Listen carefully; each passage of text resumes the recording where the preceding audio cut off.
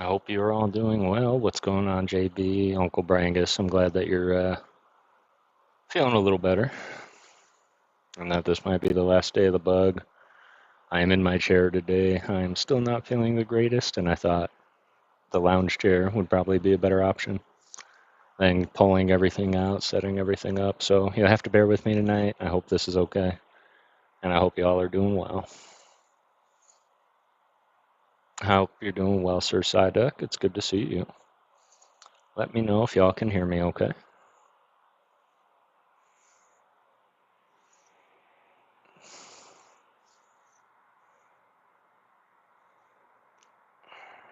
Got my coffee. Check.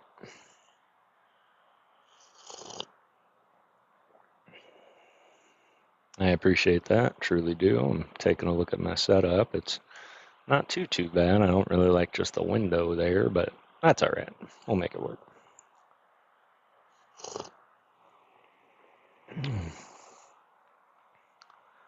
How was everybody's day today? Did everybody have a good day?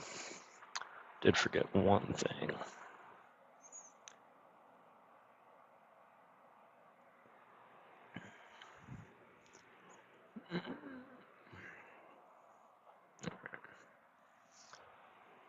Yeah, I'm really glad that you're feeling better, Brangus. This is going to be the last day of the bug. Just going to tilt that up a little bit. All right, cool.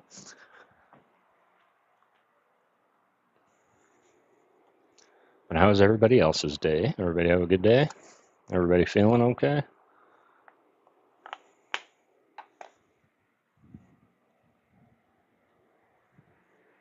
There we go. Get back in here. Quacking along as usual.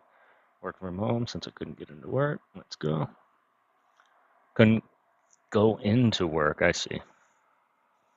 We did have a great weekend. I would say that between the stream, everything afterwards, all the artwork, all the prep work, and then we ate, and I don't know, maybe it was something that I ate, but I woke up Monday not feeling great. It was great energy, absolutely. Hey, Mama Ghost, I'm feeling better than I was yesterday, but not 100% today. But I am feeling better than yesterday. Set up in the comfier chair tonight. Hey, what's going on, Laura Lovejoy? I hope you're doing well. It's good to see you.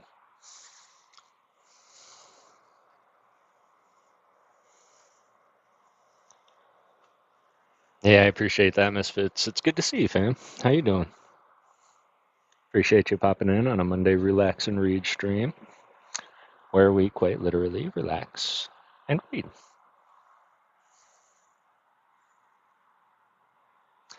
Every day is a little bit better. I can feel it. So I'm hoping tomorrow it doesn't get worse. I really have this bad habit where I can and will get sick, and then I'll be like, oh, I'm feeling a little bit better. That means I can go to work. And then throughout the day, I just push myself, and by the end of it, I'm like, oh, I feel like I did when I started.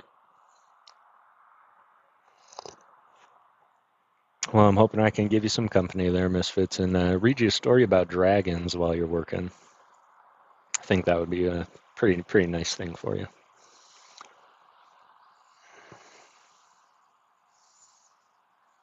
Yeah, I don't know why I didn't do this like weeks ago. Probably because I like my background a little bit better than this, but yeah, this is comfy.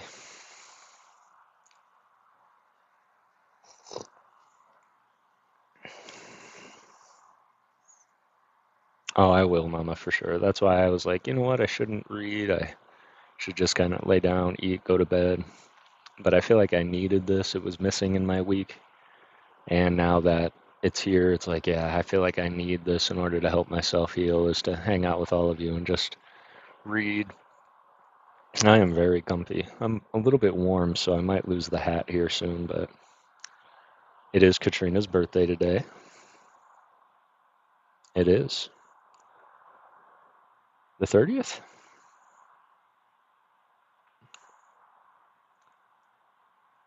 Is Katrina here?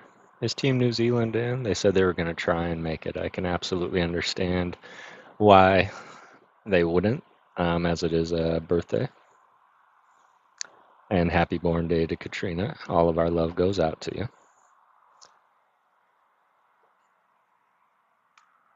Blood sugar, yo, it's Ricardo. I've risen from the grave. How's life been treating you, my dude? Things have been going well. Things have been going well. How have you been doing? It's good to see you.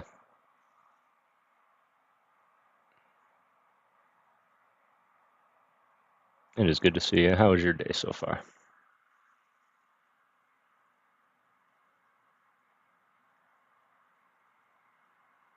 Appreciate you popping in on a Monday. Relax and read stream. I won a spot. Ooh, that's exciting. Do I have to be there to claim it? And a spot for what? What's going on, Heavy D? It's good to see you. Sorry, I'm a little bit fuzzy.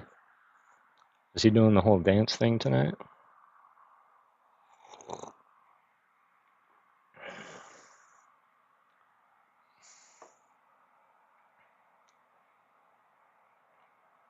Oh, that might be better, leaving it right there behind the camera. Let's see, we're about 6 minutes into it. It is Tuesday, for sure. I'm having a good day. I was just, I'm not been feeling too well, which is why I didn't read yesterday, Mr. Matt. But I woke up feeling a little bit better today, and after a day of work, I'm certainly tired and a little bit hungry. But I had a little something, and I'm gonna just do this for a couple hours. I feel like I need this in part of my routine, so.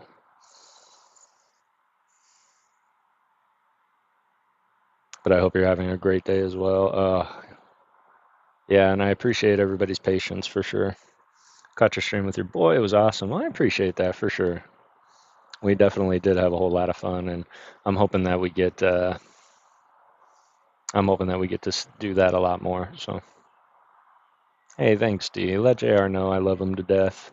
If my spot has to go to someone else, then so be it. But if not, great. Thanks for letting me know. But yeah, all I plan to do tonight is relax and read, and I'm super sorry that right after Ghost Miss, I went a little radio silent, and I was not feeling so hot. I'm gonna get on and message everybody back. Thank you for everybody who claimed their things, and I also do have to reach out to my peeps in Australia. I might have to get crafty with some packages there because I did not realize that it was gonna be as much as it was. So I'm gonna have to get with y'all on the side and find out what we can do, or if I can modify it in any way. But the day later threw my routine off and had my head wondering why. Sorry for that, Matt. Absolutely. I know that it's Tuesday and you have your schedule and whatnot. So if you can't hang around for it, I absolutely understand. And I apologize I wasn't able to do it yesterday. But sorry for freaking everybody out, putting them back into yesterday, thinking it was Monday when they saw me reading.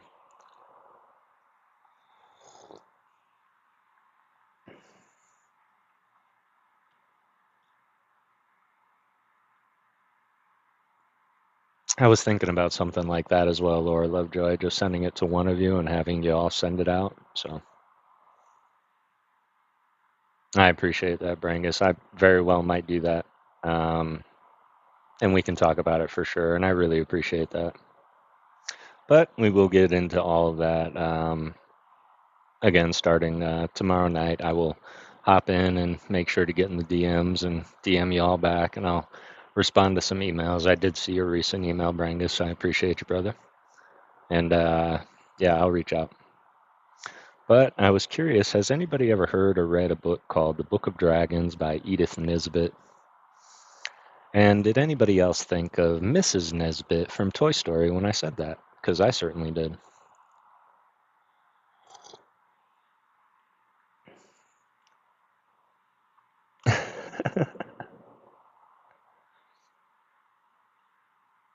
Oh, okay.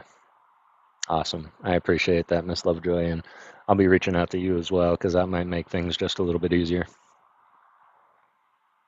My heart goes out to all of you. This is certainly a community that I am proud to to not only be a part of, but my ghost community. I'm proud to have all of you. So thank you so, so very much for everything that you do. My heart goes out to you all. I hope if you're feeling sick, you're feeling better. If you're not sick, wash your hands and stay safe. It is going around, it's hitting us all. And you know it's bad when it takes me out of work because that's the first time I've called out of work in close to a decade. So I've certainly left early, not feeling too hot or getting sent home. That's often. But for me to call out and not going at all, yeah, that's very not right.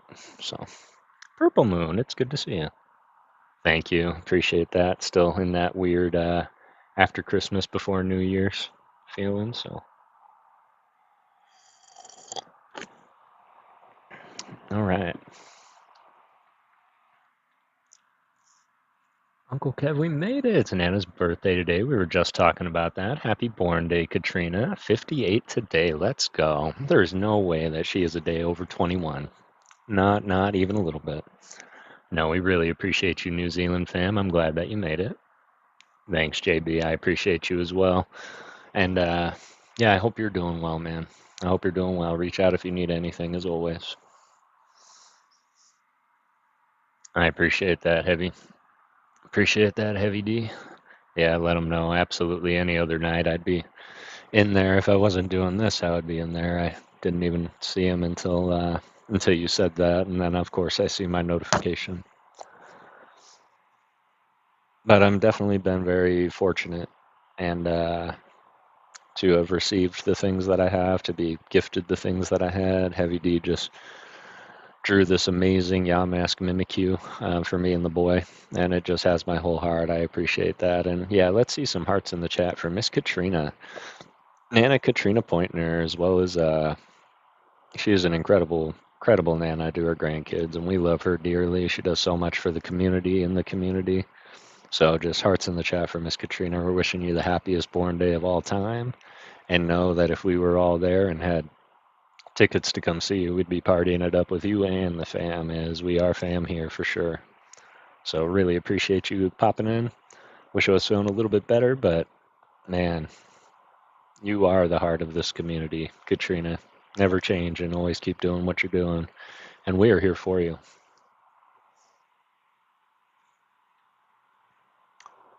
And I feel honored that you popped in on my stream on your birthday to just say hello. It just means the world to me. And I hope that you got everything that you were hoping to get, Katrina.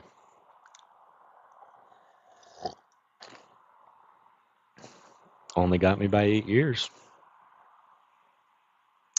Well, as my sister often reminded me, older's older. And now that we're on almost 40, I can remind her clearly, older's older. Funny how that works. Your entire childhood, she defends her actions by saying she's 2 years older, and when you're older, you get to defend your youth by saying you're 2 years younger. No, it really means the world to me, not only to have the New Zealand fam here, but to have you all here. Is that right? Is there 9 people here? Sure is. That's how it always is. I always went to my mama ghost, and I was like, but why? And she would go, because she's 2 years older. And that was what I got to hear for a majority of my childhood, and I get it. Of course, I understood the why, and my time came. But at the moment, man, I was like 2 years older, 2 years older, and now she's like, why does my back hurt? I'm like, because you're 2 years older.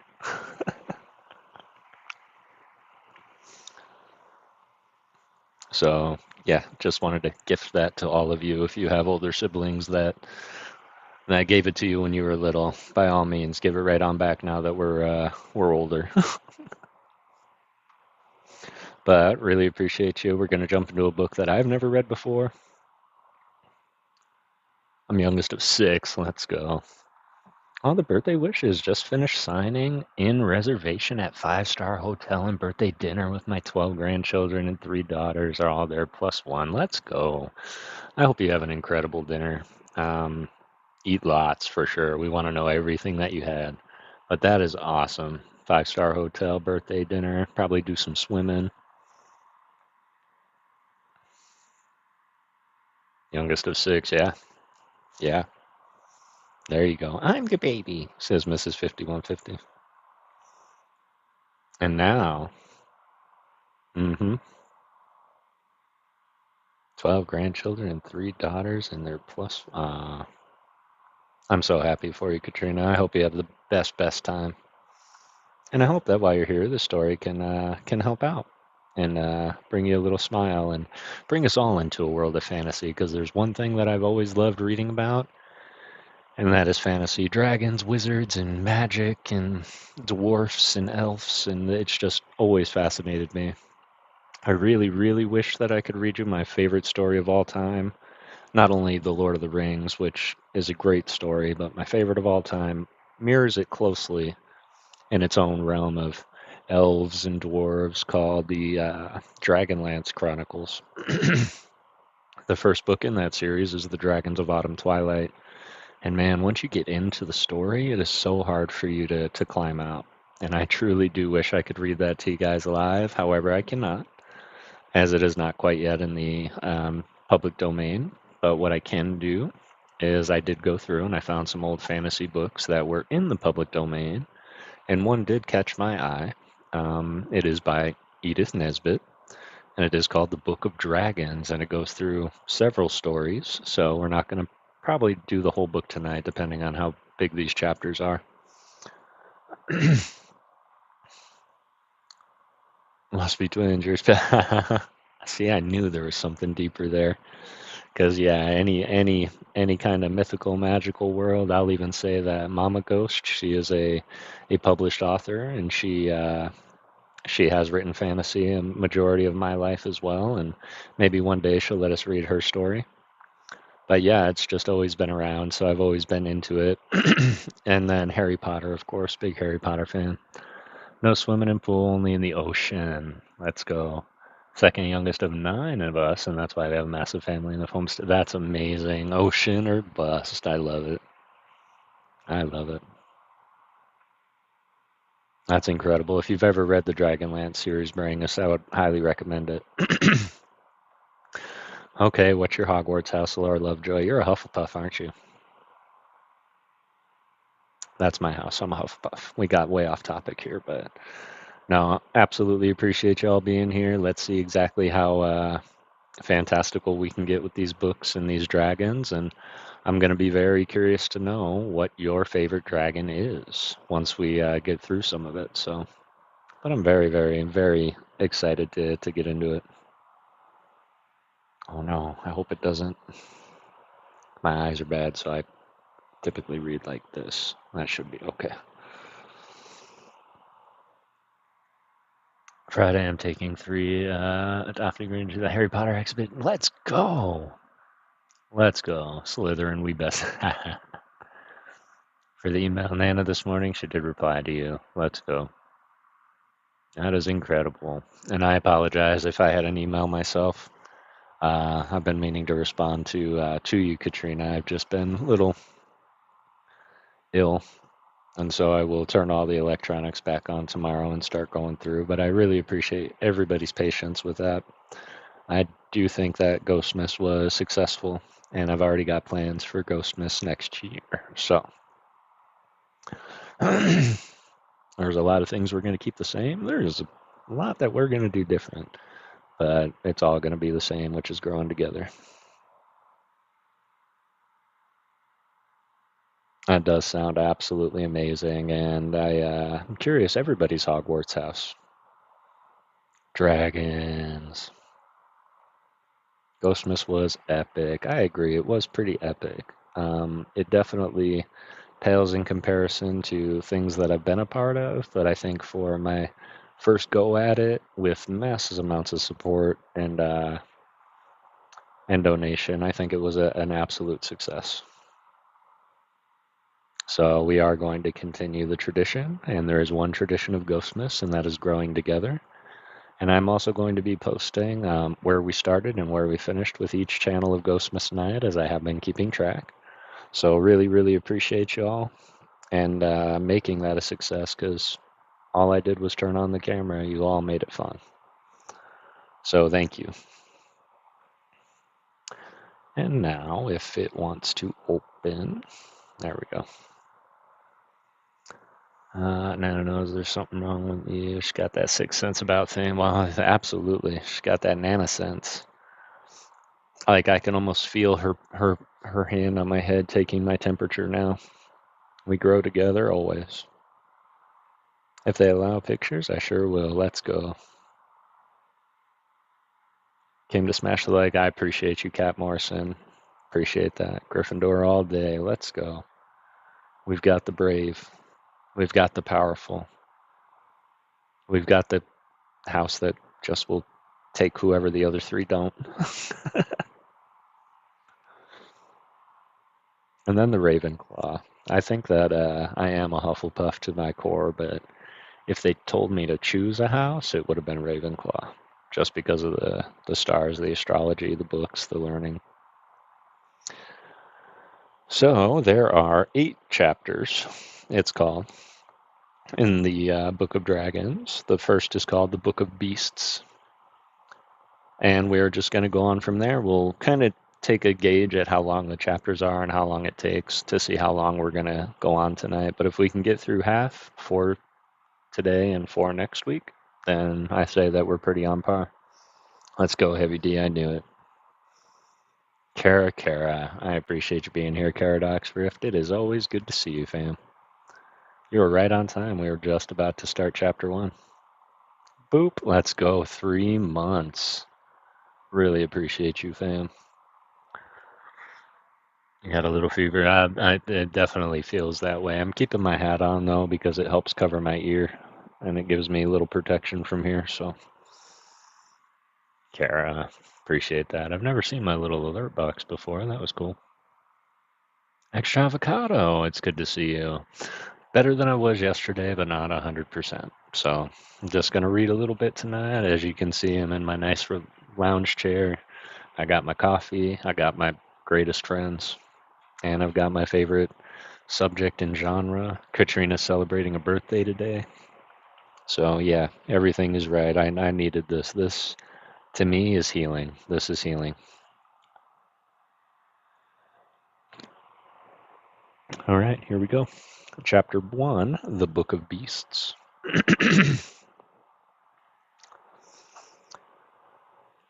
He happened to be building a palace when the news came, and he left all bricks kicking about on the floor for Nurse to clear up.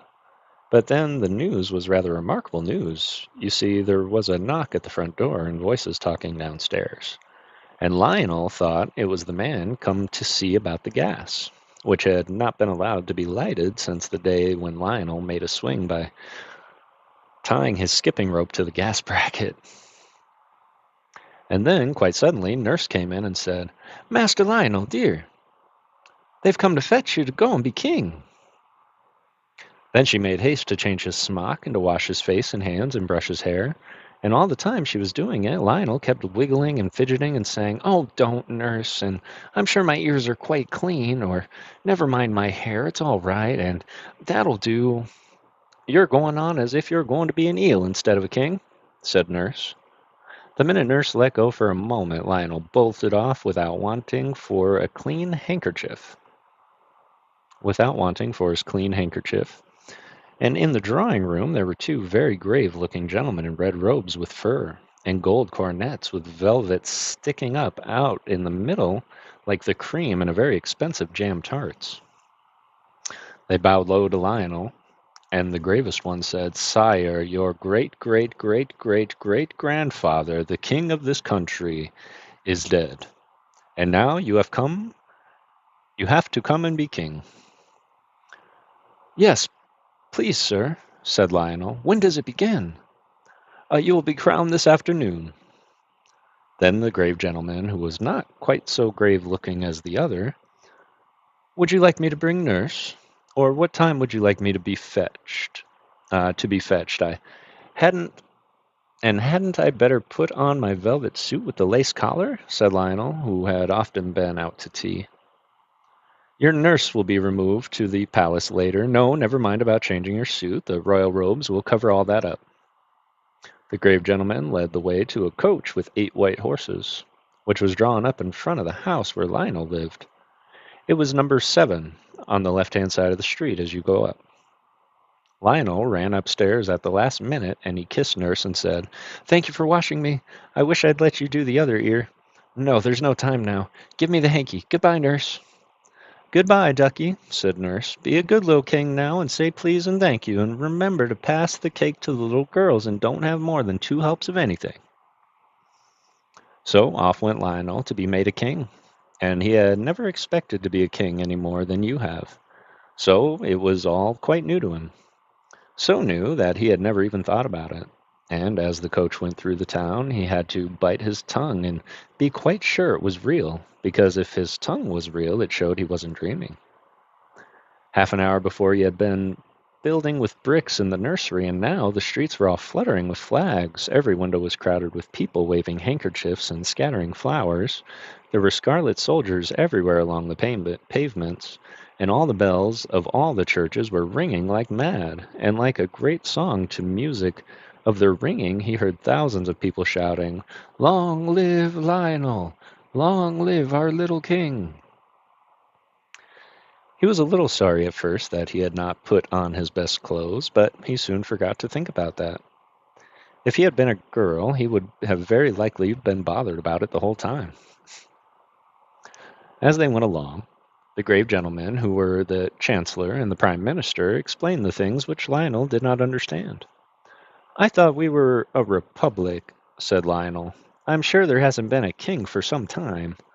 "Sire, your great-great-great-great-great-grandfather's death happened when my grandfather was a little boy," said the Prime Minister. "And since then your royal people have been saving up to buy you a crown. So much a week, you know. According to the people's means 6 pence a week from those who have first-rate pocket money, down to a halfpenny a week for those who haven't had so much. You know it's rule that the crown be paid for by the people." "But hadn't my great-great, however much it is, grandfather a crown?" "Yes, but he sent it to be tinned over for fear of vanity. And he had had all the jewels taken out, and sold them to buy books.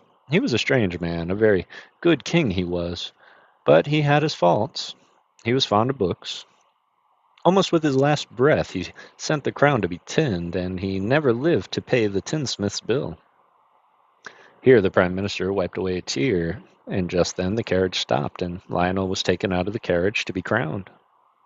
Being crowned is much more tiring work than you would suppose, and by the time it was over, and Lionel had worn the royal robes for an hour or two, and had his hand kissed by everyone whose business it was to do it, he was quite worn out, and was very glad to get into the palace nursery.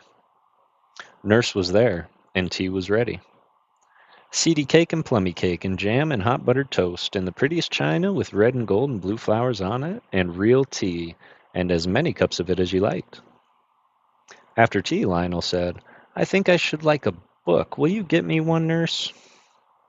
"Bless the child," said Nurse. "You don't suppose you've lost your use of your legs with just being king? Run along, do, and get your books yourself." So Lionel went down to the library. The Prime Minister and the Chancellor were there. And when Lionel came in, they bowed very low, and were beginning to ask Lionel most politely what on earth he was coming bothering for now, when Lionel cried out, "Oh, what a wonderful of books! Are they yours?" "They are yours, your Majesty," answered the Chancellor. "They were the property of the late king, your great-great—" "Yes, I know," Lionel interrupted. "Well, I shall read them all. I love to read. I am so glad I learned to read." "If I might venture to advise, your Majesty," said the Prime Minister, "I should not read these books. Your great—" "Yes," said Lionel quickly. "He was a very good king. Oh, yes, really a very superior king in his way, but he was a little, well, strange." "Mad?" asked Lionel cheerfully. "No, no." Both gentlemen were sincerely shocked. "Not mad, but if I may express it so, he was too clever by half. And I should not like a little king of mine to have anything to do with his books." Lionel looked puzzled. "The fact is," the Chancellor went on, twisting his red beard in an agitated way, "your great—" "Go on," said Lionel, "was called a wizard." But he wasn't?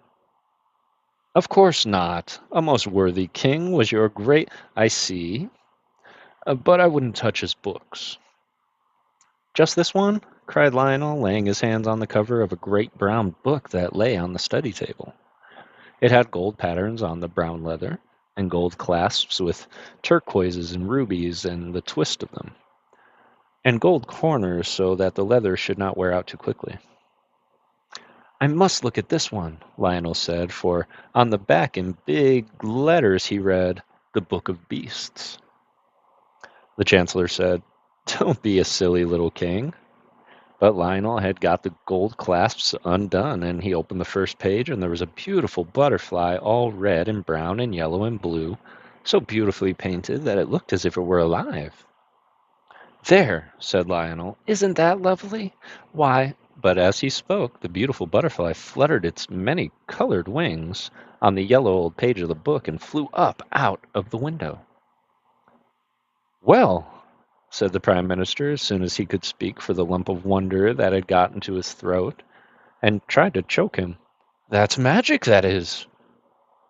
But before he had spoken, the king had turned the next page, and there was a shining bird, complete and beautiful, and every blue feather on him. Under him was written, Blue Bird of Paradise. And while the king gazed enchanted at the charming picture, the blue bird fluttered his wings on the yellow page, and spread them, and flew out of the book. Then the Prime Minister snatched the book away from the king and shut it up on the blank page where the bird had been, and put it on a very high shelf. And the Chancellor gave the king a good shaking and said, You're a naughty, disobedient little king, and was very angry indeed.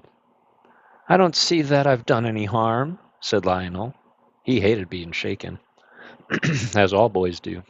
He would much rather have been slapped. No harm, said the Chancellor. Ah, but what do you know about it? That's the question. How do you know what might have been on the next page? A snake, or a worm, or a centipede, or a revolutionist, or something like that? Well, I'm sorry if I vexed you, said Lionel. Come, let's kiss and be friends.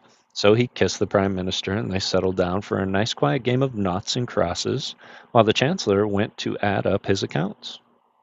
But when Lionel was in bed, he could not sleep for thinking of the book. And when the full moon was shining with all her might and light, he got up and crept down to the library and climbed up and got the Book of Beasts. He took it outside the terrace where the moonlight was as bright as day, and he opened the book. He saw an empty page with the butterfly and Bluebird of Paradise underneath. And then he turned the next page, and there was some sort of red thing sitting under a palm tree, and under it was written, Dragon. The dragon did not move, and the king shut the book up rather quickly and went back to bed. But the next day he wanted another look, so he took the book out into the garden, and when he undid the clasp with the rubies and turquoises, the book opened all by itself, and the picture with dragon underneath, and the sun shone full on the page.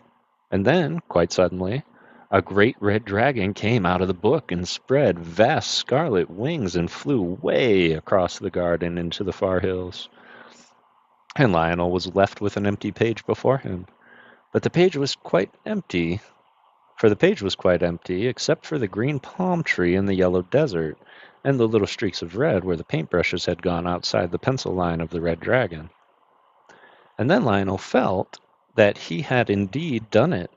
He had not been king 24 hours, and he had already let loose a red dragon to worry his faithful subjects' lives out. And they had been saving up so long to buy him a crown and everything. Lionel began to cry.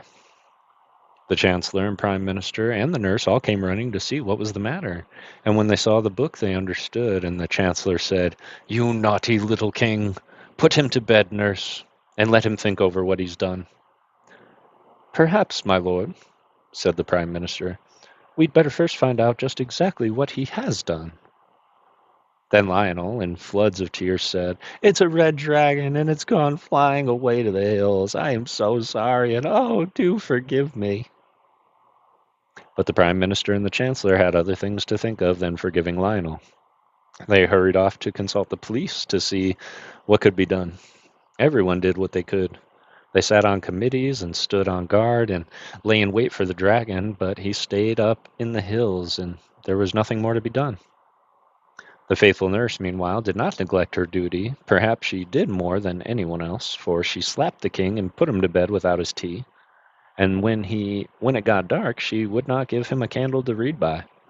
"You're a naughty little king," she said, "and nobody will love you." Next day the dragon was still quiet, though the more poetic of Lionel's subjects could see the redness of the dragon shining through the green trees quite plainly. So Lionel put on his crown and sat on his throne and said he wanted to make some laws. And I need hardly say that though the Prime Minister and the Chancellor and the nurse might have the very poorest opinion of Lionel's private judgment and might even slap him and send him to bed, the minute he got on his throne and sat his crown on his head, he became infallible, which means that everything he said was right and that he couldn't possibly make a mistake. So when he said, "There's to be a law forbidding people to open books in schools or elsewhere," he had the support of at least half of his subjects, and the other half, the grown-up half, pretended to think he was quite right. Then he made a law that everybody should always have enough to eat, and this pleased everyone except the ones who had always had too much. And when several other nice new laws were made and written down, he went home and made mud houses and was very happy. And he said to his nurse, "People will love me now. I've made such a lot of pretty new laws for them." But the nurse said, "Don't count your chickens, my dear. You haven't seen the last of that dragon yet." Now the next day was Saturday, and in the afternoon the dragon suddenly swooped down upon the common in all his hideous redness and carried off the soccer players, umpires, goalposts, ball and all. Then the people were very angry indeed, and they said, "We might as well be a republic after saving up all these years to get his crown and everything." And wise people shook their heads and foretold a decline in the national love of the sport, and indeed soccer was not at all popular for some time afterward. Lionel did his best to be a good king during the week, and the people were beginning to forgive him for letting the dragon out of the book. After all, they said, soccer is a dangerous game, and perhaps it is wise to discourage it. Popular opinion held that the soccer players, being tough and hard, had disagreed with the dragon so much that he had gone away to some place where they only play cat's cradle and games that do not make you hard and tough. All the same, Parliament met on that Saturday afternoon, a convenient time, for most of its members would be free to attend, to consider the dragon. But unfortunately, the dragon, who had only been asleep, woke up because it was Saturday and he considered the Parliament. And afterward, there were not any members left, so they tried to make a new Parliament. But being a member of Parliament and somehow grown as unpopular as soccer playing, and no one would be consent to be elected. So they had to do without a Parliament. When the next Saturday came around, everyone was a little nervous, but the Red Dragon was pretty quiet that day and only ate an orphanage. Lionel was very, very unhappy. He felt that it was his disobedience that had brought his troubles on the little Parliament and the orphanage and the soccer players. And he felt that it was his duty to try and do something. The question was, what? Going to take just a small break here. Let's go. She deserves to be treated like a queen. I love it. Best presents made with love. I agree. Rap philosophy. It's good to see you, Famo. Sorry, I know I missed quite a bit. I'm just going back. Appreciate you, Christina. Have a great night. Much love, fam. Missions. Yeah, I would have to say I'm getting there. Definitely over 50 missions. I got one of your packages today, by the way, so I appreciate you. I appreciate you. It only ate an orphanage kind of sent me, for sure. For sure. It was a quiet day. He only ate an orphanage. Like, oh, is that all? And the soccer team, that was funny. I didn't know soccer was that old. Sean Bowden, it is good to see you, brother. Hope you're all doing well tonight. Appreciate you popping in. The bluebird that had come out of the book used to sing very nicely in the palace rose garden, and the butterfly was very tame. and would perch on his shoulder when he walked among the tall lilies. So Lionel saw that all the creatures in the book of beasts could not be wicked, like the dragon. And he thought, suppose I could get another beast out who would fight the dragon. So he took the book of beasts out into the rose garden and opened the page next to the one where the dragon had been, just a tiny bit to see what the name was. He could only see Cora, Cora. But he felt the middle of the page swelling up thick with the creature that it was trying to come out. And it was only by putting the book down and sitting on it suddenly very hard that he managed to get it shut. Then he fastened the clasps with the rubies and turquoises in them and sent for the chancellor, who had been ill since Saturday, and so had not been eaten with the rest of the parliament. And he said, "What animal ends in Cora?" The chancellor answered, "The manticora, of course." What is he like?" asked the king. He is the sworn foe of the dragons," said the chancellor. "He drinks their blood. He is yellow, with the body of a lion and the face of a man. And I wish we had a few manticoras here now, but the last died hundreds of years ago. Worse luck." Then the king ran and opened the book at that page that had Cora on it, and there was a picture manticora, all yellow with a lion's body and a man's face, just as the chancellor had said. And under the picture was written Manticora. In a few minutes, the Manticora came sleepily out of the book, rubbing its eyes with its hands and mewing piteously. It seemed very stupid, and when Lionel gave it a push and said, "Go along and fight the dragon, do," he put his tail between his legs and fairly ran away. It went and hid behind the town hall. And at night, when the people were asleep, it went around and ate all the pussycats in town. And then it mewed more than ever. And on Saturday morning, when people were a little timid about going out, because the dragon had no regular hour for calling, the manticora went up and down the streets and drank all the milk that was left in the cans at the doors for the people's teas, and it ate the cans as well. And just when it had finished in very last little halfpenny worth, which was a short measure, because the milkmen's nerves were quite upset, the red dragon came down the street looking for the manticora. It edged off where it saw him coming, and for it was not at all the dragon's fighting kind, and seeing no other door open, the poor hunted creature took refuge in the general post office. And there the dragon found it, trying to conceal itself among the 10 o'clock mail. The dragon fell on the manticora at once, and the mail was no defense. The mewings were heard all over town. All the kittens and the milk in the manticora and had seemed to have strengthened its mew wonderfully.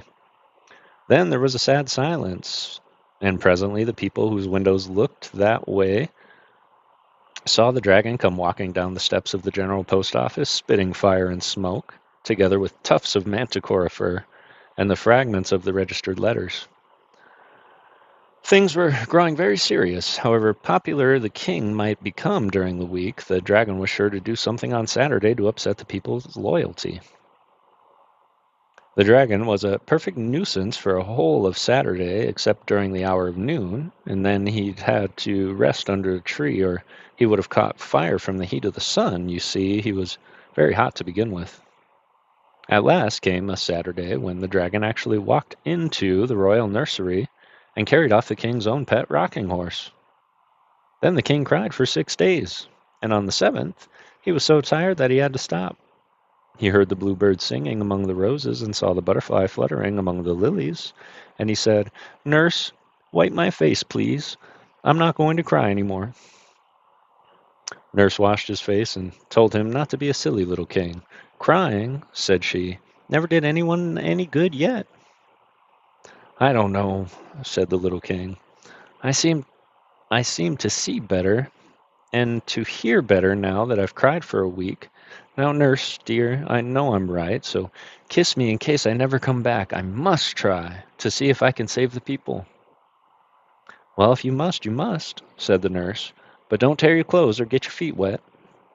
So off he went. The bluebird sang more sweetly than ever, and the butterfly shone more brightly, as Lionel once more carried the book of beasts out into the rose garden and opened it very quickly, so that he might not be afraid and change his mind. The book fell wide open, almost in the middle, and there was written on the bottom of the page, "Hippogriff." And before Lionel had time to see what the picture was, there was a fluttering of great wings and a stamping of hooves, and a sweet, soft, friendly neighing.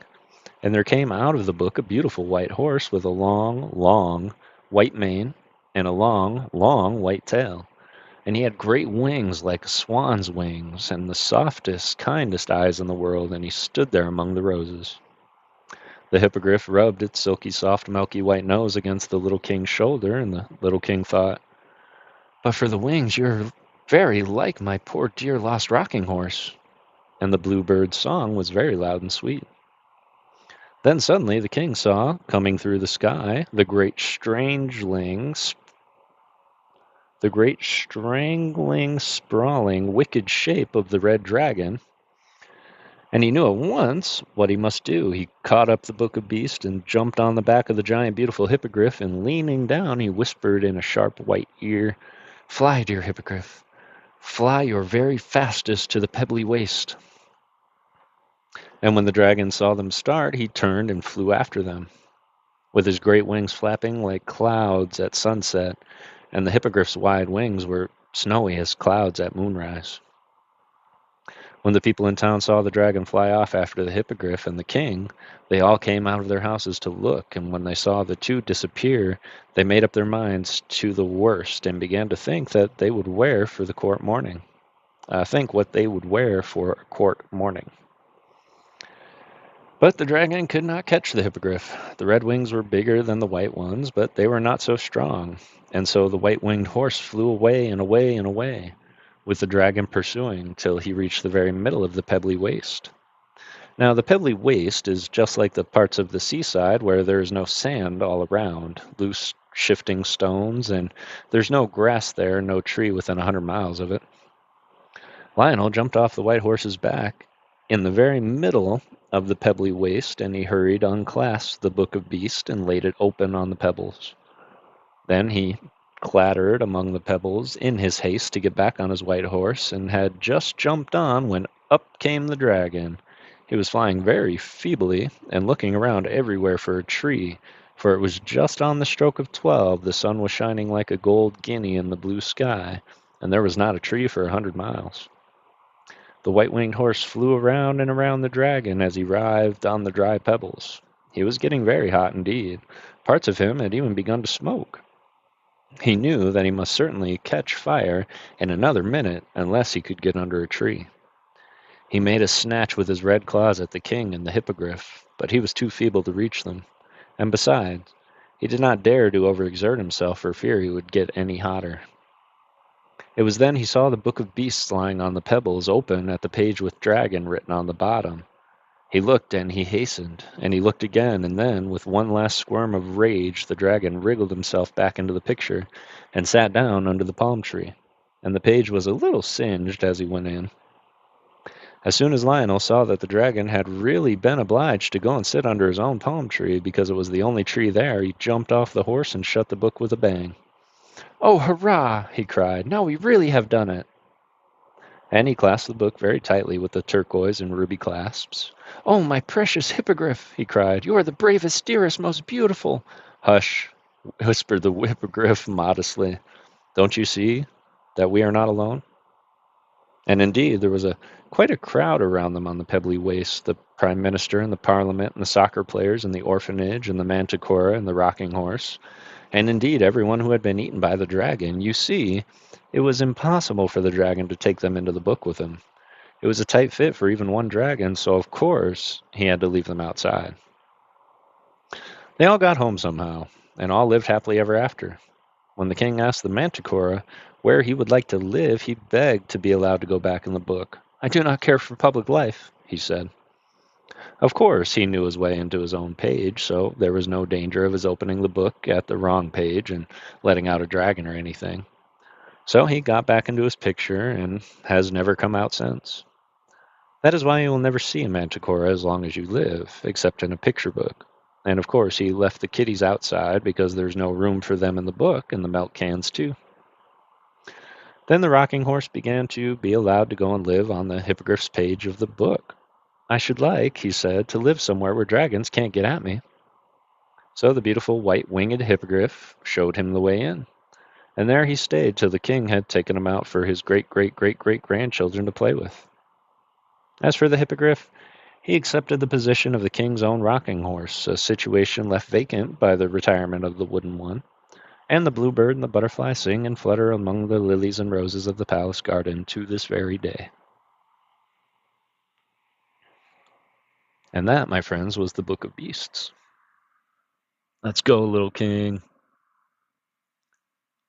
Yep. And I say that I'm at about that, like 50 to 70% feeling better. The reading is helping, I will say that, albeit I'm a little tired. I love it too. Since it ate the Parliament.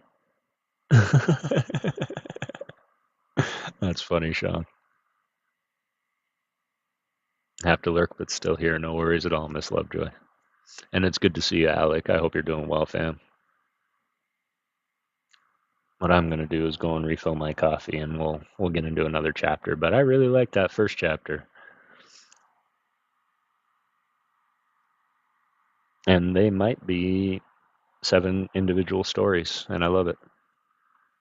Appreciate y'all, 12 of you being here. All right, let me go and get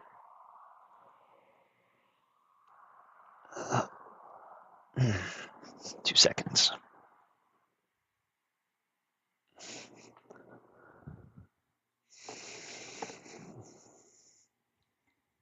I think it played out kind of like a cartoon, though, because it was kind of like, didn't matter what the dragon did. Next week, everybody was back to where they were. But he was a good little king.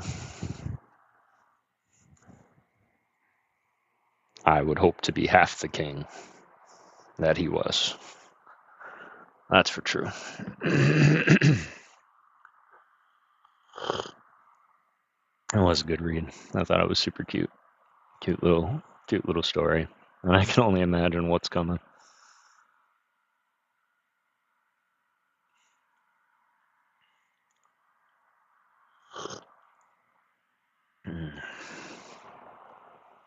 All right. Getting into chapter 2. It's called Uncle James or the Purple Stranger. In our case, we have 17 people watching. Aw, excellent. I appreciate you guys watching. Hello, everybody. Thank you so much for being here and listening. This is quite the story. I'm really glad that I picked this one. And I will be looking for more fantasy reads so that we can continue on. That's not going to work. That's going to take my whole charger down. All right. Chapter 2, Uncle James or the Purple Stranger. The princess and the gardener's boy were playing in the backyard. What will you do when you grow up, princess? Asked the gardener's boy. I should like to marry you, Tom, said the princess. Would you mind? No, said the gardener's boy. I shouldn't mind much. I'll marry you if you like, if I have time. For the gardener's boy meant, as soon as he was grown up, to be a general and a poet and a prime minister and an admiral and a civil engineer. Meanwhile, he was top of all his classes at school and tip-top of his geography class. As for the Princess Marianne, she was a very good little girl, and everyone loved her. She was always kind and polite, even to her Uncle James and to other people whom she did not like very much. And though she was not very clever for a princess, she always tried to do her lessons. Even if you know perfectly well that you can't do your lessons, you may as well try. And sometimes you find that by some fortunate accident, they really are done. Then the princess had a truly good heart.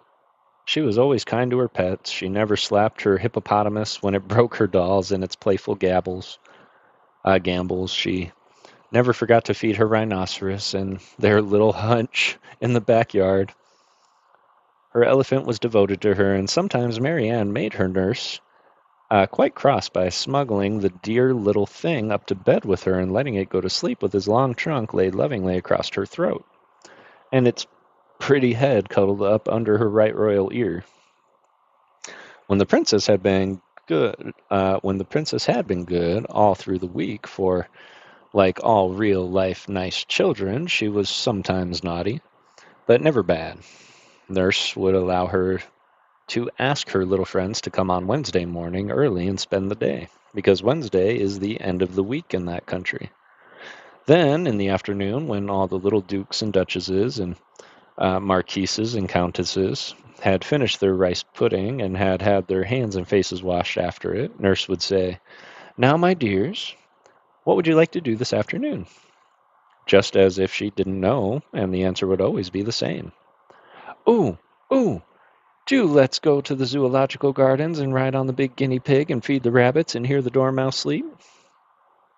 So their pinafores were taken off, and they all went to the zoological gardens, where 20 of them could ride at a time on the guinea pig, and where even the little ones could feed the great rabbits if some grown-up person were kind enough to lift them up for that purpose.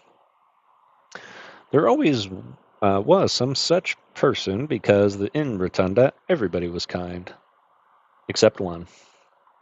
Rotundia. Sorry, Rotundia.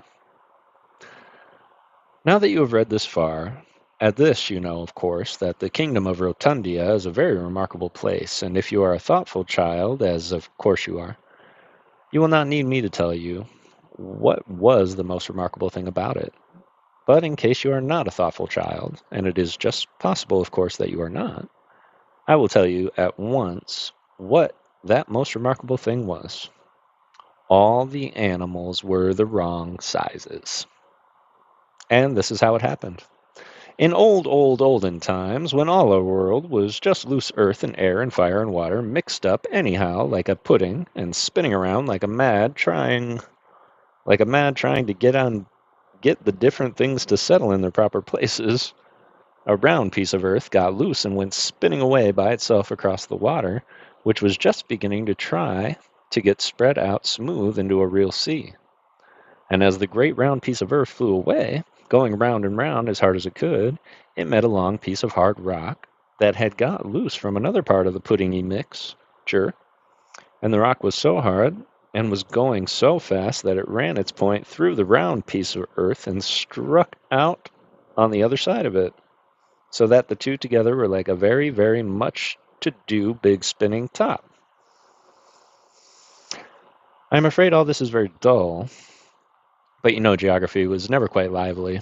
And after all, I must give you a little information, even in a fairy tale, like the powder and jam. Well, when the pointed rock smashed into the round bit of earth, that shock was so great that it set them spinning together through the air, which was just getting to its proper place like all the rest of the things, only, as luck would have it, they forgot which way round they had been going, and began to spin around the wrong way. Presently, center of gravity, a great giant who was managing the whole business woke up in the middle of the earth and began to grumble. "Hurry up," he said. "Come down and lie still, can't you?" So the rock with the round piece of earth fell into the sea, and the point of the rock went into a hole that just fitted it in the stony sea bottom. And there it spun around the wrong way 7 times and then lay still. And that round piece of land became, after millions of years, the kingdom of Rotundia. That is the end of the geography lesson. And now, just for a little natural history, so that we may not feel that we are quite wasting our time, of course, the consequence of the island having spun around the wrong way was that when the animals began to grow on the island, they all grew the wrong sizes. The guinea pig, as you know, was as big as our elephants, and the elephant, the dear little pet, was the size of a silly little black and tan dogs that ladies carry around sometimes in their muffs. The rabbits were about the size of our rhinoceroses, and all about the wild parts of the island they had made their burrows as big as railway tunnels. The dormouse, of course, was the biggest of all the creatures. I can't tell you how big he was. Even if you think of elephants, it will not help you at all. Luckily, there was only one of him, and he was always asleep. Otherwise, I don't think the Rotundians could have been born with him. Could have borne with him. As it was, they made him a house, and it saved the expense of a brass band, because no band could possibly have been heard when the dormouse was talking in his sleep. The men and women and children in this wonderful island were quite the right size because of their ancestors had come over with the conqueror long after the island had settled down and the animals grown on it. Now, the natural history lesson is over, and if you have been attending, you know more about Rotundia than anyone there did, except three people: the Lord Chief Schoolmaster, the princess's uncle, who was a magician and knew everything about learning it, and Tom, the gardener's son. Tom had learned more at school than anyone else because he wished to take a prize. The prize offered by the Lord Chief Schoolmaster was a history of Rotundia, beautifully bound, with the royal arms on the back. And after that day, when the princess said she meant to marry Tom, the gardener's boy thought it over, and he decided the best prize in the world would be the princess. And this was the prize Tom meant to take. And when you are a gardener's son and have decided to marry a princess, you will find that the more you learn at school, the better. The princess always played with Tom on days when the little dukes and marquises did not come to tea. But when he told her he was almost sure of the first prize, she clasped her hands and said, "Dear Tom, dear good, clever Tom, you deserve all the prizes, and I will give you my pet elephant, and you can keep him till we're married." The pet elephant was called Fido, and the gardener's son took him away in his coat pocket. He was the dearest little elephant you ever saw, about 6 inches long, but he was very, very wise. He could not have been wiser if he had been a mile high. He lay down comfortably in Tom's pocket, and when Tom put in his hand, Fido curled his little trunk around Tom's finger with an affectionate confidence that made the boy's heart warm to his new little pet. What with the elephant and the princess's affection and the knowledge that the very next day he would receive the history of Rotundia, beautifully bound with the coat of arms on the cover, Tom could hardly sleep a wink. And besides, the dog did bark so terribly. There was only one dog in Rotundia. The kingdom could not afford to keep more than one. He was a Mexican lapdog that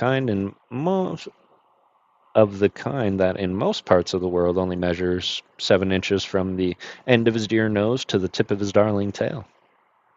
But in Rotundia, he was bigger, and I can possibly expect you to believe, and when he barked, his bark was so large that it filled up all the night and left no room for sleep or dreams or polite conversation or anything else at all. He never barked at things that went on in the island. He was too large-minded for that.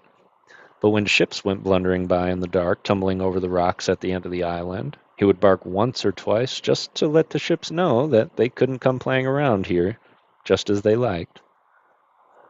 But on this particular night, he barked and barked and barked, and the princess said, oh dear, I wish he wouldn't, I'm so sleepy."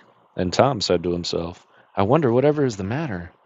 As soon as it's light, I'll go and see." So when it began to be pretty pink and yellow daylight, Tom got up and went out, and all the time the Mexican lapdog barked so that the houses shook, and the tiles on the roof of the palace rattled like milk cans in a cart whose horse is frisky. "I'll go to the pillar," thought Tom, as he went through the town. The pillar, of course, was the top of a piece of rock that had stuck itself through Rotundia millions of years before, and made it spin around the wrong way. It was quite in the middle of the island, and stuck up ever so far, and when you were on top of it, you could see a great deal further than when you were not. As Tom went out from the town and across the downs, he thought what a pretty sight it was to see the rabbits in the bright dewy morning, frisking with their young ones by the mouths of their burrows. He did not go very near the rabbits, of course, because when a rabbit of that size is at play, it does not always look where it's going, and it might easily have crushed Tom with its foot. And then it would have been very sorry afterward. And Tom was a kind boy, and would not have liked to make even a rabbit unhappy. Earwigs in our country often get out of the way when they think you are going to walk on them. They too have kind hearts, and they would not like you to be sorry afterward. So Tom went on looking at the rabbits and watching the morning glow more and more red and golden, and the Mexican lapdog barked all the time till the church bells tingled, and the chimney of the apple factory rocked again. But when Tom got to the pillar, he saw that he would not need to climb to the top to find out what the dog was barking at, for there, by the pillar, lay a very large purple dragon. Its wings were like old purple umbrellas that have been very much rained on, and his head was large and bald, like the top of a purple toadstool, and his tail, which was purple too, was very, very, very long and thin and tight like a lash of a carriage whip. It was licking one of its purple umbrella-y wings, and every now and then it moaned and leaned its head back against the rocky pillar as though it felt faint. Tom saw at once what had happened. A flight of purple dragons must have crossed the island in the night, and this poor one must have knocked its wing and broken it against the pillar. Everyone is kind to everyone in Rotundia, and Tom was not afraid of the dragon. Although he had never spoken to one before, he had often watched them flying across the sea. But he had never expected to get to know one personally. So now he said, "I'm afraid you don't feel quite well." The dragon shook his purple head. He could not speak, but like all other animals, he could understand well enough when he liked. "Can I get you anything?" asked Tom politely. The dragon opened its purple eyes with an inquiring smile. "A bun or two now," said Tom coaxingly. "There's a beautiful bun tree quite close."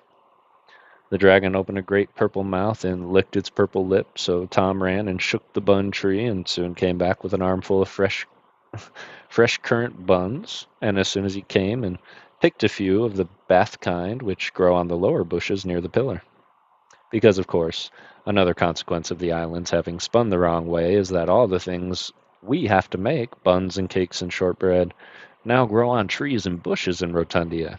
They have to make their cauliflower and cabbages and carrots and apples and onions, just like our cooks make puddings and turnovers. Tom gave all the buns to the dragon, saying, "Here, try to eat a little.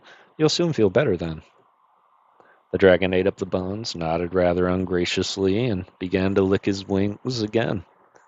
So Tom left him and went back to the town with the news, and everyone was so excited that a real live dragon being on the island, a thing that had never happened before, that they all went to look at it instead of going to the prize giving, and the Lord Chief Schoolmaster went with the rest. Now he had Tom's prize, the History of Rotundia, in his pocket, and one bounding calf with the royal arms on the cover. The one bounding calf with the royal arms on the cover, and it happened to drop out, and the dragon ate it. So Tom never got the prize after all, but the dragon, when he had gotten it, did not like it. "Perhaps it's for the best," said Tom. "I might not have liked that prize either if I had gotten it." It happened to be Wednesday, so when the princess's friends were asked what they would like to do, all the little dukes and marquises and earls said, "Let's go and see the dragon." But the little duchesses and marchionesses and countesses, they were afraid. Then Princess Marianne spoke up royally and said, "Don't be silly, because it's only in fairy stories and histories of England and things like that that people are unkind and want to hurt each other. In Rotundia, everyone is kind, and no one has anything to be afraid of, unless they're naughty, and then we know it's for our own good. Let's all go see the dragon. Might we might take him some acid drops." So they went, and all the titled children took it in turns to feed the dragon with acid drops, and he seemed pleased and flattered, and wagged as much of his purple tail as he could to get at conveniently, for it was a very, very long tail indeed. But when it came to the princess's turn to give an acid drop to the dragon, he smiled, and very wide smile, and wagged his tail to the very last long inch of it, as much as to say, "Oh, you nice, kind, pretty little princess." But deep down in his wicked purple heart he was saying, "Oh, you nice, fat, pretty little princess. I should like to eat you instead of these silly acid drops." But of course nobody heard him except the princess's uncle, and he was a magician and accustomed to listening at doors. It was part of his trade.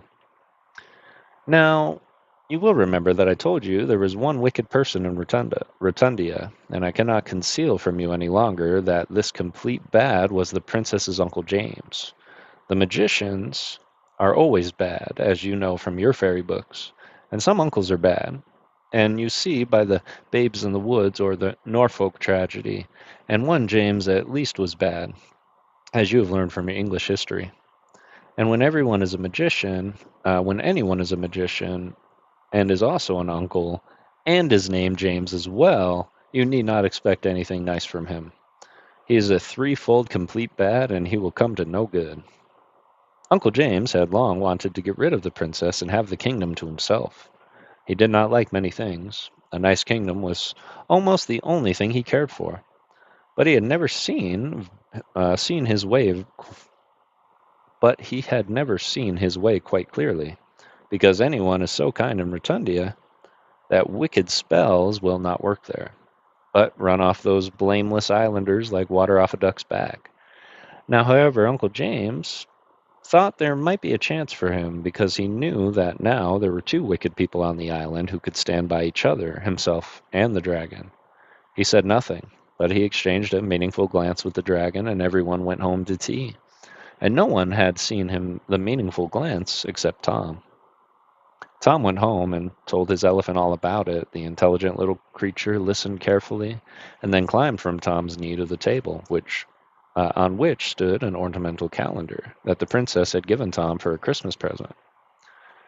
With its tiny trunk, the elephant pointed out a date, the 15th of August, the princess's birthday, and looked anxiously at its master. "What is it, Fido, good little elephant, then?" said Tom, and then the sagacious animal repeated its former gesture, and Tom understood. "Oh, something is to happen on her birthday? All right, I'll be on the lookout." And he was. At first, the people of Rotundia were quite pleased with the dragon who lived by the pillar and fed himself from the bun tree. But by and by he began to wander and would creep into burrows made by the great rabbits, and excursionists sporting on the downs would see his long tail, whip-like tail. Sorry, the words are meshing. Would see his long, tight, whip-like tail wriggling down a burrow and out of sight. And before they had time to say, "There he goes," his ugly purple head would come poking out from another rabbit hole, perhaps just behind them, or laugh softly to itself just in their ears. And the dragon's laugh was not a merry one. It's this sort of hide and seek amused people at first, but by and by began to get on their nerves. And if you don't know what that means, ask Mother to tell you next time you're playing blind man's bluff when she has a headache. Now, the dragon got into the habit of cracking his tail, as people crack whips, and this also got on people's nerves. Then, too, little things began to be missed, and you know how unpleasant that is, even in a private school, and in a public kingdom, it is, of course, much worse.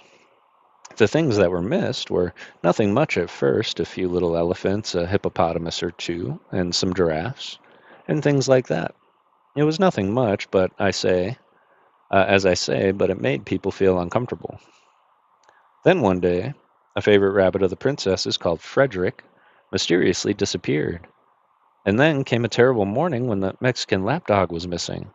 He had barked ever since the dragon came to the island, and people had grown quite used to the noise. So when his barking suddenly ceased, it woke everybody up, and they all went out to see what was the matter, and the lapdog was gone.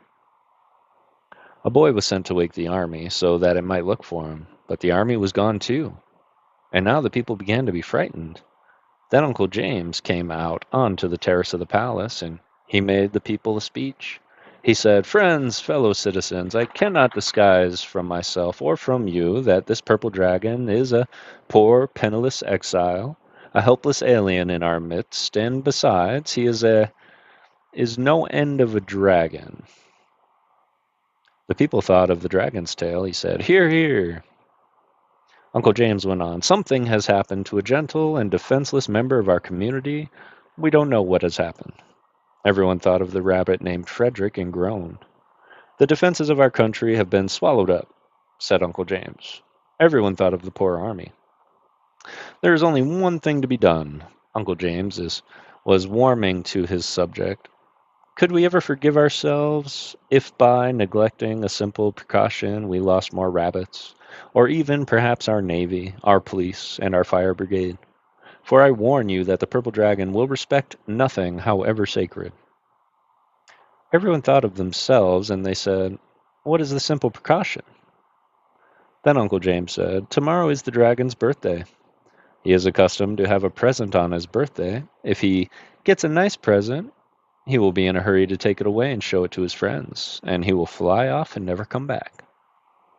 The crowd cheered wildly, and the princess from her balcony clapped her hands.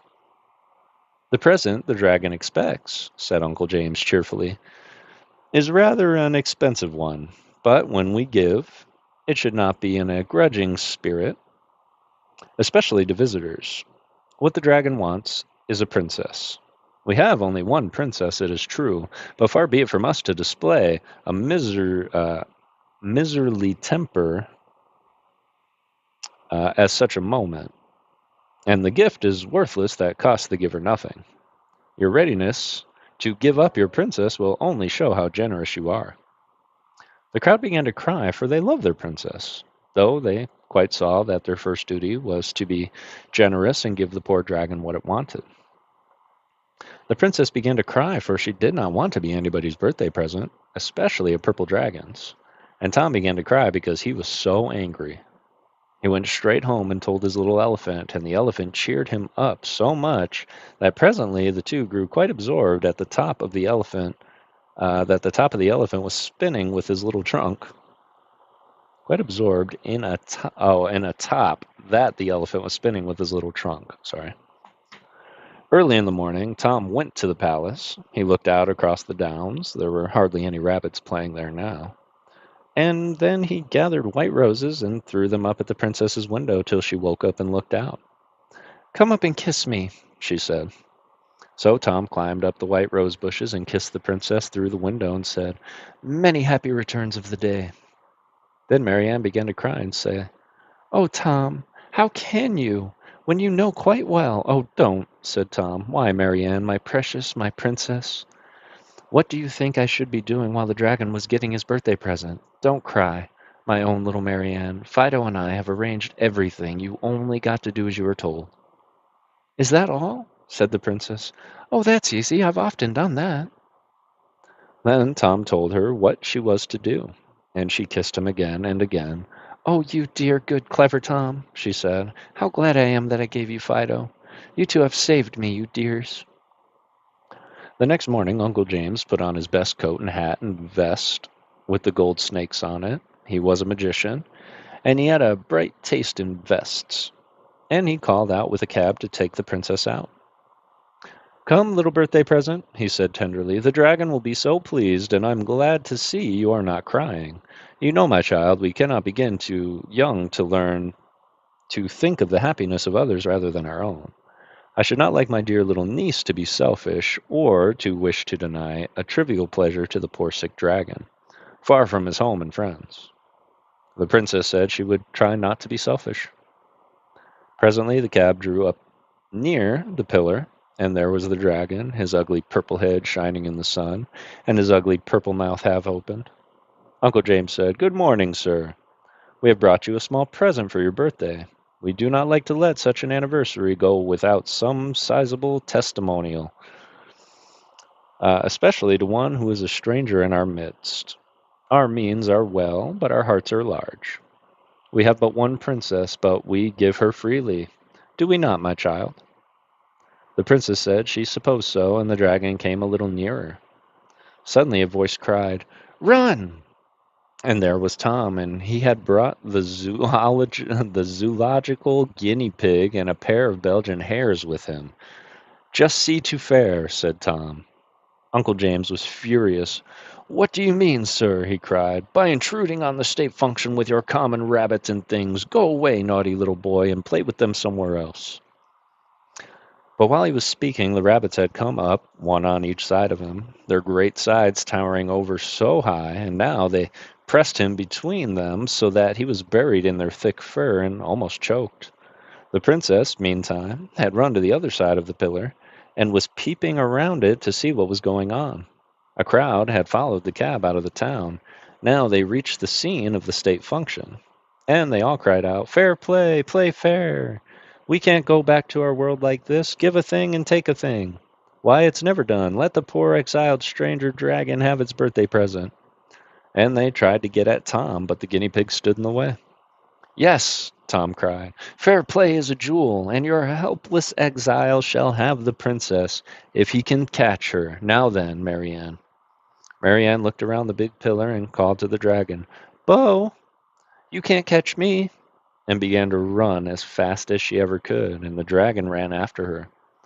When the princess had run a half a mile, she stopped, dodged around a tree, and ran back to the pillar and around it. And the dragon after her. You see, he was so long he could not turn as quickly as she could. Around and round the pillar ran the princess. The first time she ran around a long way from the pillar, and then nearer and nearer, with the dragon after her all the time, and he was so busy trying to catch her that he never noticed that Tom had tied the very end of his long, tight, whipcordy tail to a rock, so that the more the dragon ran around, the more times he twisted his tail around the pillar. It was exactly like winding a top, only the peg was the pillar and the dragon's tail was the string. Then the magician was safe between the Belgian hares and couldn't see anything but darkness or do anything but choke. When the dragon was wound onto the pillar as much as he possibly could and as tight like cotton on a reel, the princess stopped running, and though she had very little breath left, she managed to say, "Yeah, who's won now?" This annoyed the dragon so much that he put out all his strength, spread his great purple wings, and tried to fly at her. Of course, this pulled his tail and pulled it very hard, so hard that as he pulled, the tail had to come, and the pillar had to come around with the tail, and the island had to come around with the pillar. And in another minute, the tail was loose, and the island was spinning around exactly like a top. It spun so fast that everyone fell flat on their faces and held on tight to themselves because they felt something was going to happen. All but the magician, who was choking between the Belgian hares and felt nothing but fur and furry. And something did happen. The dragon had sent the kingdom of Rotundia spinning the way it ought to have gone at the beginning of the world, and as it spun around, all the animals began to change sizes. The guinea pigs got small, the elephants got big, and the men and women and children would have changed sizes too if they had not had the sense to hold on to themselves very tight indeed, with both hands, which, of course, the animals could not be expected to know how to do. And the best of it was that when the small beast got big and the big beast got small, the dragon got small too, and fell at the princess's feet, a little crawling purple newt with wings. "Funny little thing," said the princess when she saw it. "I will take it for a birthday present." But while all the people were still on their faces, holding on tight to themselves, Uncle James, the magician, never thought of holding tight. He only thought of how to punish Belgian hares and the sons of gardeners. So when the big beast grew smaller, he grew small with the other beasts and the little purple dragon. When he fell at the princess's feet, saw there was a very small magician named Uncle James, and the dragon took him because it wanted a birthday present. So now all the animals were new sizes, and at first it seemed very strange to everyone to have great lumbering elephants and tiny little dormouse. But they'd gotten used to it now and think no more of it than we do.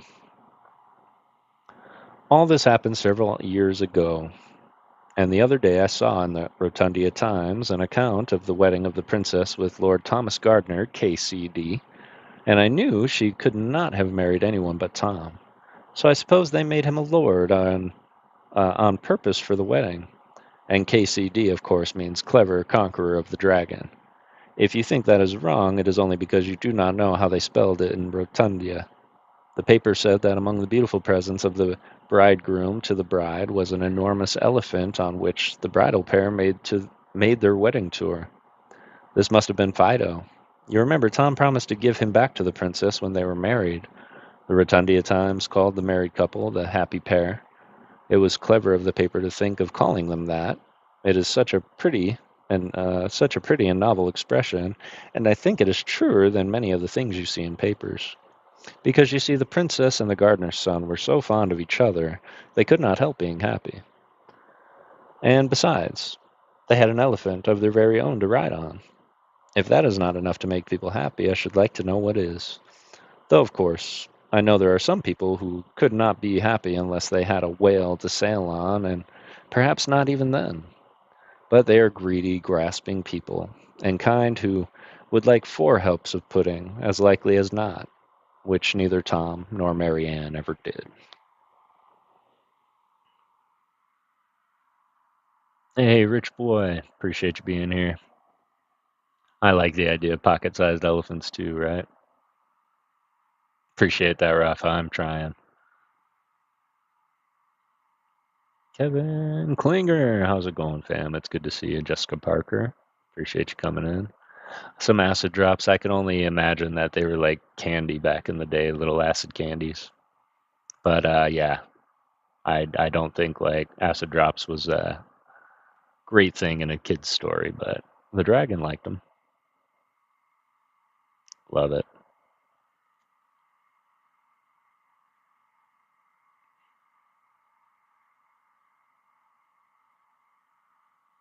And likewise, Rich Boy, I hope you have the best new year and everything. So let me know. Do you like animals the way that they are now, or would you like to see all their sizes reversed, where all the mice are the size of lions and all the lions the size of house cats?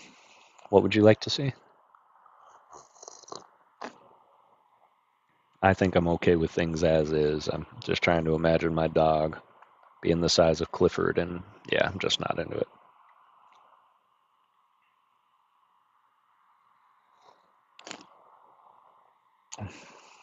Good to see you, Mrs. 5150. I'm sure I said hello already, but. All right.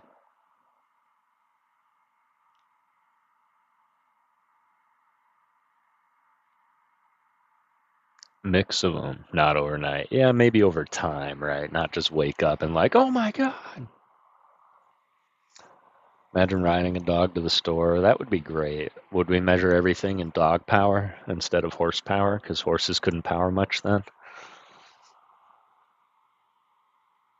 And can we just call out from the first book, like, was that rocking horse alive? I never looked into that. Huh.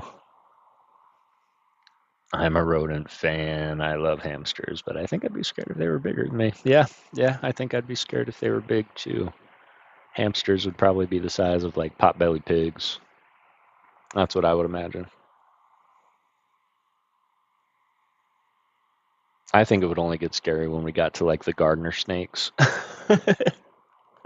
Little nope ropes. Be the size of anacondas. That must mean the bigger snakes would have to get to be the size of little snakes. But I think we're looking too much into it. I'm really enjoying this thus far. Let's go ahead and read the next one. And I apologize for the words meshing together for a little bit there. I don't know if that's my eyes or if it was the Kindle. We'll blame the Kindle.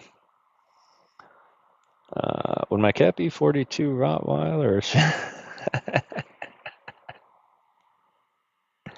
My car be 42 Rottweiler or 64 Chihuahua powered? Good question. I'd ride my Morpeko to the store every day. There you go. Come on, Hamtaro. Nope.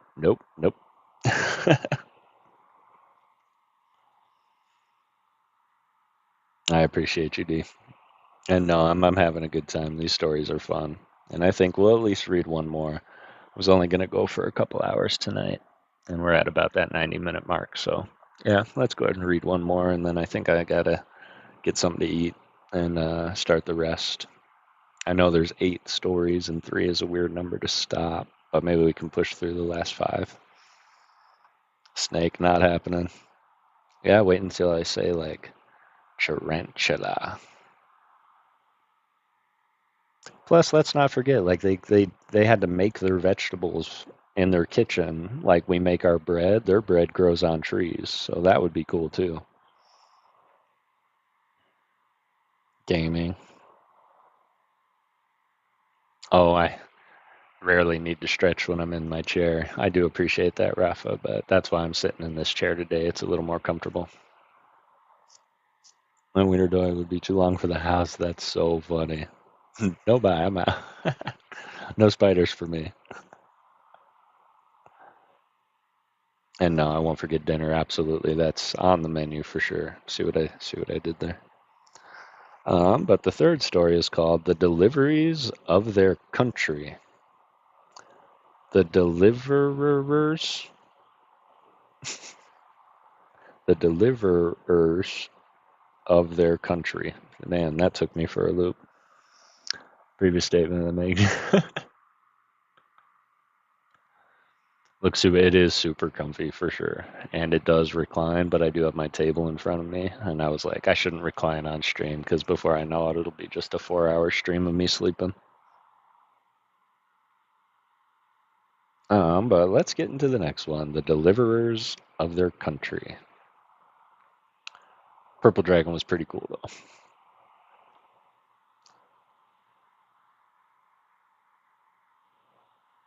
It all began with Effie's getting something in her eye. It hurt very much indeed, and it felt something like a red-hot spark, only it seemed to have legs as well, and wings like a fly. Effie rubbed and cried, not really crying, but the kind your eye does all by itself without your being miserable inside your mind. And then she went to her father's to have the thing in her eye taken out. Effie's father was a doctor, so of course he knew how to take things out of eyes. He did it very clearly with a soft paintbrush dipped in castor oil. When he had gotten the thing out, he said, "This is very curious." Effie had often got things in her eye before, and her father was always seemed to think it was natural, rather tiresome and naughty perhaps, but still natural. He had never before thought it was curious. Effie stood holding her handkerchief to her eye and said, "I don't believe it's out." People always say this when they have had something in their eyes. "Oh, yes, it's out," said the doctor. "Here it is on the brush. It is very interesting." Effie had never heard her father say that about anything that she had any share in. She said, "What?" The doctor carried the brush very carefully across the room and held the point of it under his microscope. And then he twisted the brass screws of the microscope and looked through the top with one eye. "Dear me," he said. "Dear, dear me.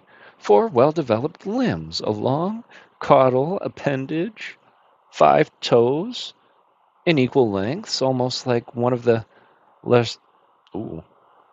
Lacertida.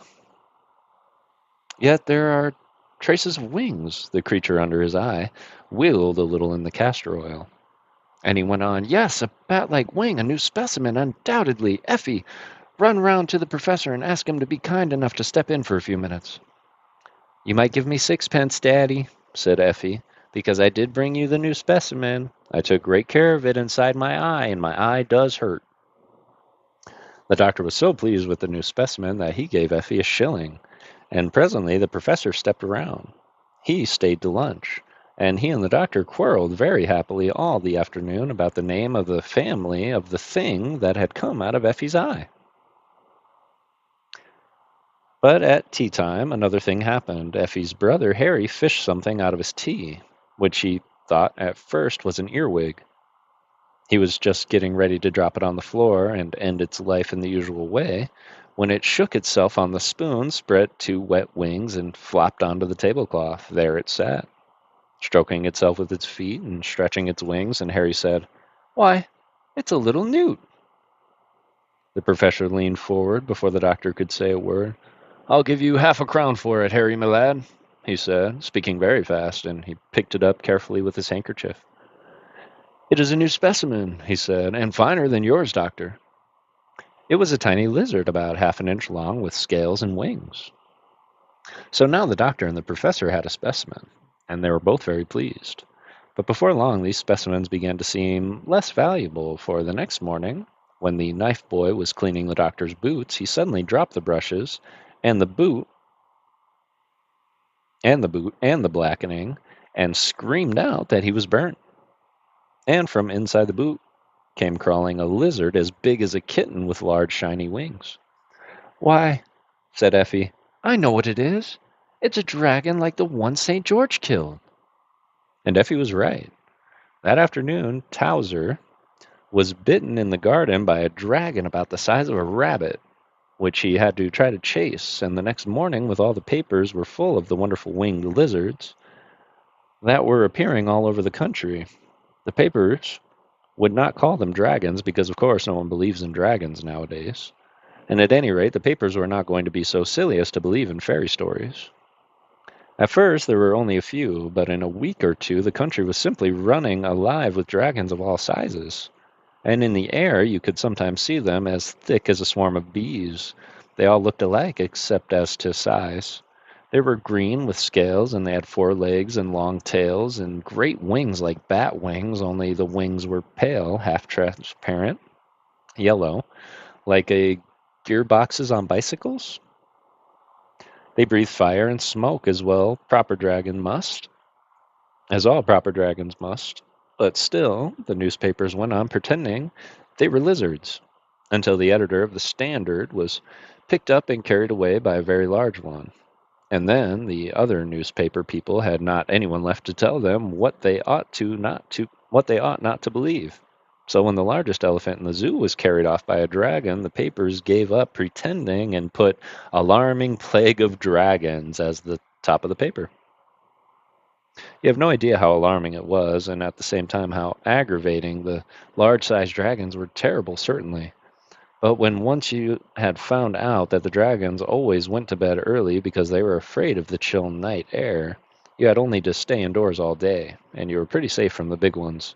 But the smaller ones were a perfect nuisance. The ones as big as earwigs got in the soap, and they got in the butter, and ones as big as dogs got in the bath and the fire, and smoke inside them made them steam like anything when the cold water tap was turned on, so that careless people were often scalded quite severely. The ones that were as large as pigeons would get into work baskets or corner drawers and bite you when you were in a hurry to get a needle or a handkerchief. The ones as big as sheep were easier to avoid because you could see them coming. But when they flew in at the windows and curled up under your eiderdown, and you did not find them until you were in bed, it was always a shock. The ones this size did not eat people, only lettuce, but they always scorched the sheets and pillowcases dreadfully. Of course, the country council and the police did everything they could to be done. It was no use offering the hand of the princess to anyone who killed a dragon. This way was all very well in olden times, when there was only one dragon and one princess. But now there were far more dragons than princesses, although the royal family was a large one, and besides, it would have been a mere waste of princesses to offer rewards for killing dragons, because everyone killed as many dragons as they could quite out of their own hands and without rewards at all, just to get the nasty things out of the way. The country council undertook to cremate all dragons delivered at their offices between the hours of 10 and 2. And whole wagon loads and cart loads and truckloads of dead dragons could be seen any day of the week standing in a long line in the street where the country council had their offices.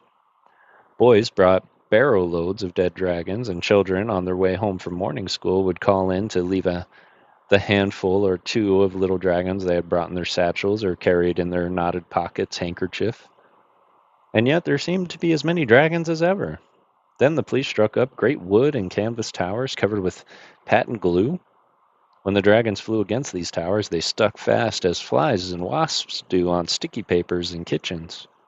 And when the towers were covered all over with dragons, the police inspector used to set fire to the tower and burn them, dragons and all. And yet there seemed to be more dragons than ever. The shops were full of patent dragon poisoning and anti-dragon soap and dragon-proof curtains for the windows, and indeed everything that could be done was done. And yet there seemed to be more dragons than ever. It was not very easy to know what would poison a dragon because, you see, they ate such different things. The largest kind ate elephants as long as there were any, and then went on to horses and cows.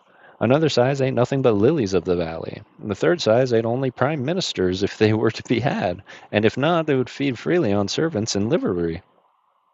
Another size lived on bricks, and 3 of them ate 2/3 of the South Lambeth infirmary in one afternoon.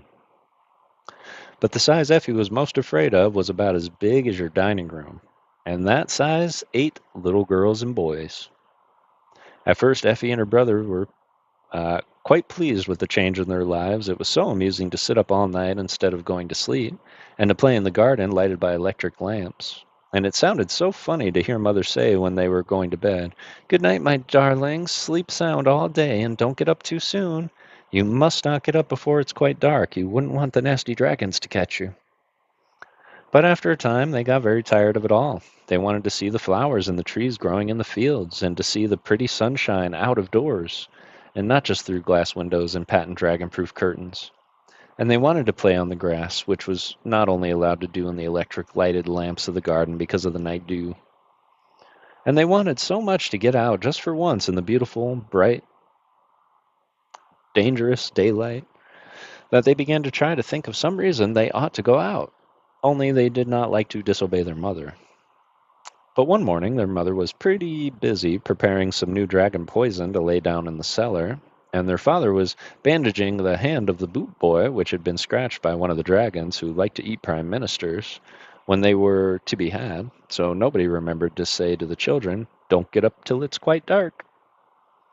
"Go now," said Harry. "It would not be disobedient to go, and I know exactly what we ought to do, but I don't know how we ought to do it." "What ought we to do?" said Effie. "We ought to go wake St. George, of course," said Harry. "He was the only person in this town who knew how to manage dragons, and people in the fairy tales don't count. But St. George is a real person, and he is only asleep, and he is waiting to be wakened up. But nobody believes in St. George now. I heard Father say so." "We do," said Effie. "Of course we do. And don't you see, Eff? That's the very reason we can't wake him. That's the very reason why we could wake him. You can't wake people if you don't believe in them, can you?" Effie said no, but where could they find St. George?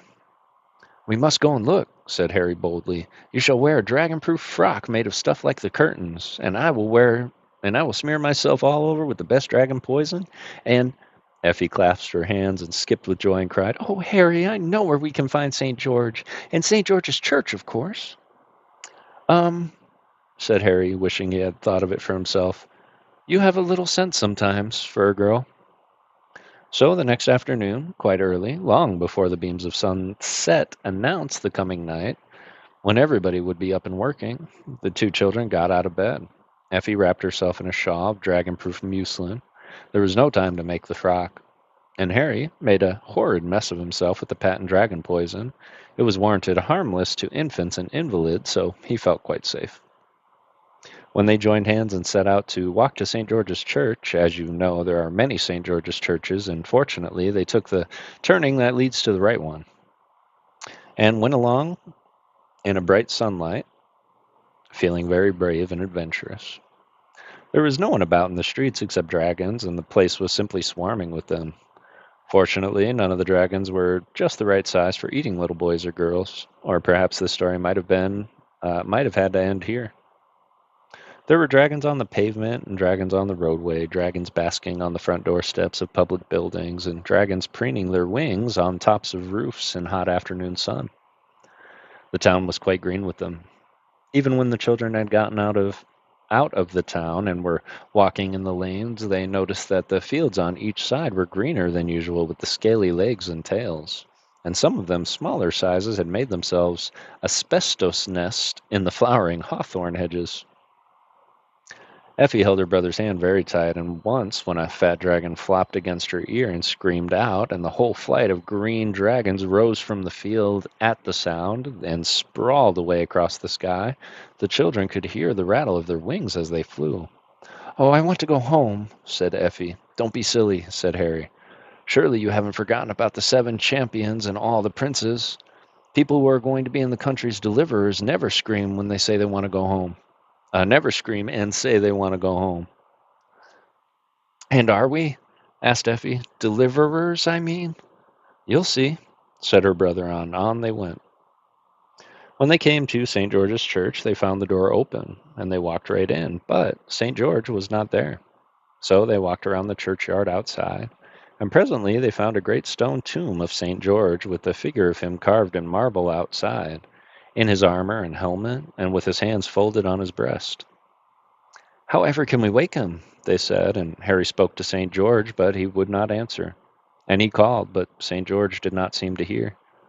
And then he actually tried to waken the great dragon slayer by shaking his marble shoulders, but St. George took no notice. Then Effie began to cry, and she put her arms around St. George's neck as well as she could for the marble, which was very much in the way at the back. And she kissed the marble face and said, "Oh, dear, good, kind St. George, please wake up and help us."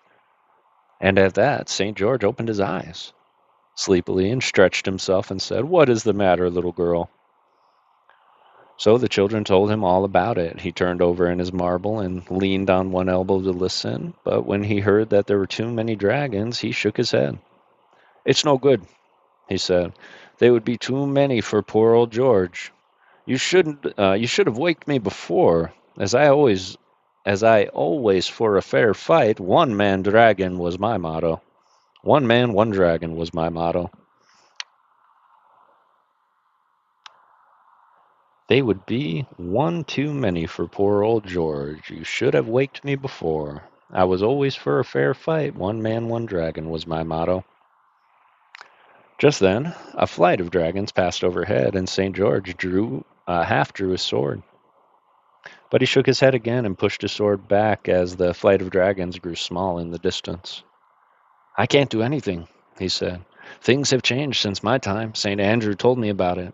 They woke him up over the engineers' strike, and he came to talk to me. He says everything is done by machinery now. There must be some way of settling these dragons. By the way, what sort of weather have you been having lately?" This seemed so careless and unkind that Harry would not answer. But Effie said patiently, "It has been very fine. Father says it's the hottest weather there ever has been in this country."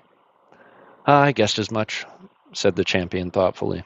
"Well, the only thing would be, dragons can't stand wet and cold. That's the only thing, if you could find the taps." St. George was beginning to settle down again on his stone slab. "Good night. Very sorry I can't help you," he said, yawning behind his marble hand. "Oh, but you can," cried Effie. "Tell us what taps." "Oh, like in the bathroom," said St. George, still more sleepily. "And there's a looking glass, too, shows you all the world and what's going on. St. Denis told me all about it. Said it was a very pretty thing. I'm sorry I can't. Good night." And he fell back into his marble and was fast asleep again in a moment. "We shall never find the taps," said Harry. "I say, wouldn't it be awful if St. George woke up when there was a dragon near, the size that eats champions?" Effie pulled off her dragon-proof veil. "We didn't meet any the size of the dining room as we came along," she said. "I dare say we shall be quite safe." So she covered St. George with the veil, and Harry rubbed off as much as he could of the dragon poison onto St. George's armor, so as to make everything quite safe for him. "We might hide in the church till it's dark," he said, "and then—" But at that moment a dark shadow fell on them, and they saw that it was a dragon exactly the size of a dining room at home. So then they knew that all was lost. The dragon swooped down and caught the two children in his claws. He caught Effie by her green silk sash and Harry by the little point on the back of his Eton jacket. And then, spreading his great yellow wings, he rose into the air, rattling like third-class carriage when the brake is on hard. "Oh, Harry," said Effie, "I wonder when he is going to eat us." The dragon was flying across the woods and fields with great flaps of his wings and carried them a quarter of a mile at each flap. Harry and Effie could see the country below, hedges and rivers and churches and farmhouses, flowing away from under them much faster than you see them running away from the sides of the fastest express train. And still the dragon flew on. The children saw other dragons in the air as they went on, but the dragon, who was as big as the dining room, never stopped to speak to any of them, but just flew on quite steadily. "He knows where he wants to go," said Harry. "Oh, if he would only drop us before he gets there." But the dragon held on tight, and he flew and flew and flew until at last, when the children were quite giddy, he settled down with a rattling of his scales on top of a mountain, and he lay there on his great green scaly side, panting and very much out of breath, because he had come such a long way, but his claws were fast in Effie's sash and the little point in the back of Harry's Eton jacket. Then Effie took out a knife Harry had given her on her birthday.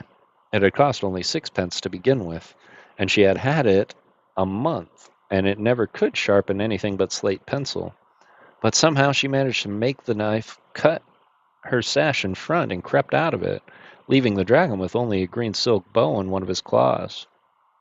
That knife would never have cut Harry's jacket tail off, though, and when Effie had tried for some time, she saw that this was so and gave up.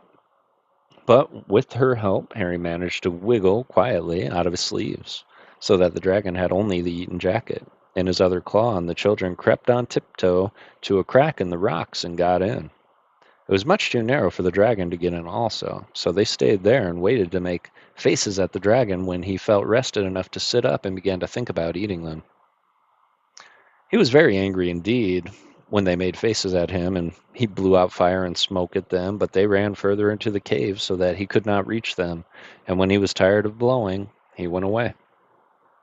But they were afraid to come out of the cave, so they went further in, and presently the cave opened out and grew bigger, and the floor was soft sand, and when they came to the very end of the cave, there was a door, and on it was written, "Universal Tap Room Private, no one allowed inside." So they opened the door at once just to peep in, and then they remembered what St. George had said. "We can't be worse off than we are," said Harry, "with a dragon waiting for us outside. Let's go in." They went boldly into the tap room and shut the door behind them. And now they were in a sort of room cut out of the solid rock, and all along one side of the room were taps. And all the taps were labeled with china labels like you see in baths. And as they could both read words of 2 syllables, or even 3 sometimes, they understood at once that they had gotten to the place where the weather's turned on from. There were 6 big red taps labeled sunshine, wind, rain, snow, hail, and ice, and a lot of little ones labeled fair to moderate, showery, south breeze, nice growing weather for the crops, skating, good open weather, south wind, east wind, and so on. And the big taps labeled sunshine was turned on full. They could not see any sunshine. The cave was lighted by the skylight of the blue glass, so they supposed the sunlight was pouring out by some other way, as it does when with the tap that washes out the underneath parts of the patent sinks in the kitchen. Then they saw that one side of the room was just a big looking glass, and when you looked in it, you could see everything that was going on in the world, and all at once, too, which is not like most looking glasses. They saw the carts delivering the dead dragons at the county council offices, and they saw St. George asleep under the dragon-proof veil, and they saw their mother at home crying because her children had gone out in the dreadful, dangerous daylight, and she was afraid the dragons had eaten them. And they saw the whole of England, like a great puzzle map, green in the field parts and brown in the towns, and black in the places where they make coal and cockery and cutlery and chemicals, all over it on the black part, and on the brown and on the green there was a network of green dragons, and they could see that it was still broad daylight and no dragons had gone to bed yet. Effie said, "Dragons do not like cold," and she tried to turn off the sunshine, but the tap was out of order, and that was why there had been so much hot weather and why the dragons had been able to be hatched. So they left the sunshine tap alone, and they turned on the snow and left the tap on full while they went to look in the glass. There they saw the dragons running all sorts of ways like ants, if you are cruel enough to pour water into an ant heap, which of course you never are. Then Effie turned the rain tap quite full on, and presently the dragons began to wriggle less, and by some of them lay quite still, so the children knew the water had put out the fires inside them, and they were dead.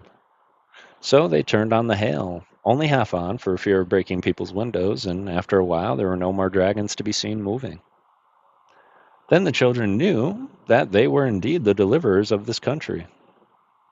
"They will put up a monument to us," said Harry, "as high as Nelson's. All the dragons are dead." "I hope the one that is waiting outside for us is dead," said Effie. "And about that monument, Harry, I'm not so sure. What can they do with such a lot of dead dragons? It would take years and years to bury them, and they could never be burnt now. They're soaking wet. I wish the rain would wash them off into the sea." But this did not happen, and the children began to feel that they had not been so frightfully clever after all. "I wonder what this old thing is for," said Harry. He had found a rusty old tap, which had seemed as though it had not been used for ages. Its china label was quite coated with dirt and cobwebs. That Effie had cleaned it with a bit of her skirt, for curiously enough, both children had come out without pocket handkerchiefs. She found that the label said, "Waste." "Let's turn it on," she said. "It might carry off the dragons." The tap was very stiff from not having been used for such a long time, but together they managed to turn it on and then ran to the mirror to see what happened. Already a great round black hole had opened in the very middle of the map in England, and the sides of the map were tilting themselves up so that the rain ran down toward the hole.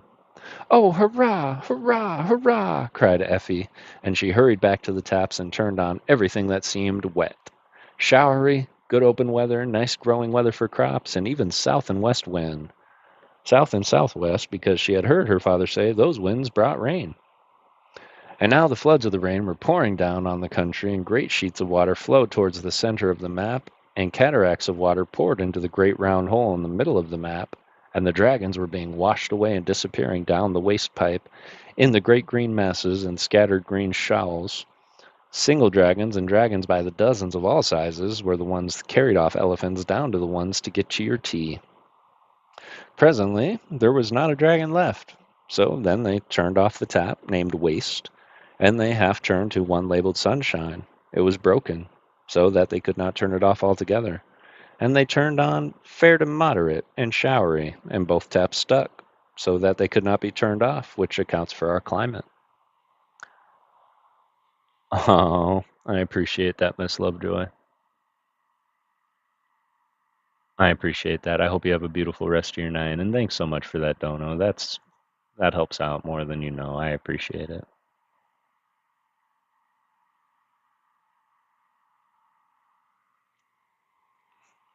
How did they get home again? By the Snowden Railway, of course. It was, and was the nation grateful? Well, the nation was very wet, and by the time the nation had got dry again, it was interested in a new invention for toasting muffins by electricity. And all the dragons were almost forgotten. Dragons do not seem so important when they are dead and gone, and, there never was a reward offered. And what did father and mother say when Effie and Harry got home?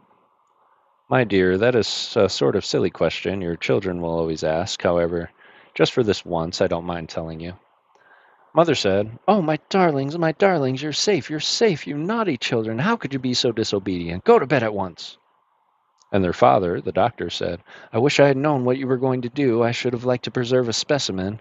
I threw away the one I got out of Effie's eye. I intended to get more perfect specimens. I did not anticipate this immediate extinction of the species."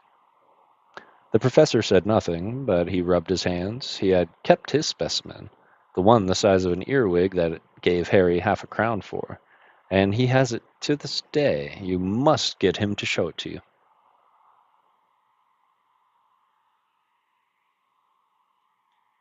Thank you, Miss Lovejoy. Really appreciate that. And that was the end of that one.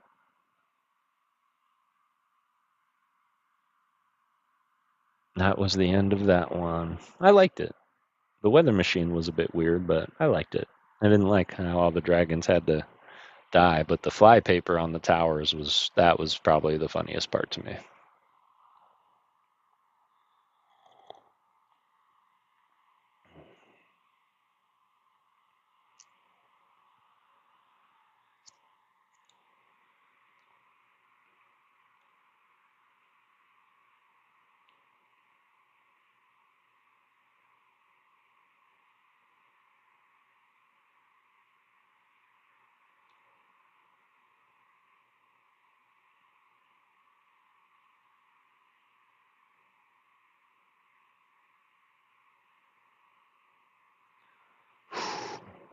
Yeah, these are cool little stories. I like them.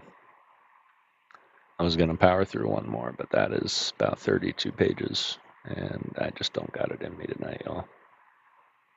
So I'm going to take your guys' advice and not overdo it, and we're going to stop right there at 3, if that's all right with everybody. Oh, appreciate everybody taking a trip with me through the fantasy land. That is the Book of Dragons. I have always wanted to find a book of beasts, especially one that would spawn the beast from the book. Although, hearing about dragons and manticora and all that good stuff, I don't think it would be on my list of to-dos. But really appreciate you guys being here with me, and thank you for hanging out on Tuesday. I know it is Tuesday and not Monday, but y'all have truly made tonight great, and I am feeling better. I wish I was 100% for y'all. I would definitely keep going and read one more, but I am going to find something to eat and then probably just curl up, watch something, and go to bed. I appreciate that, Miss Lovejoy. I love when you guys are here. You truly do make it worth it.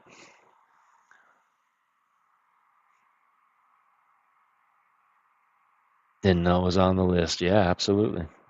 I'm certainly going to try and get some good rest here. Let me go ahead and take a quick look. I know we still have about 10 people here. And I'm not exactly sure. Oops. I don't know what just happened. Oh, it went back. There we go.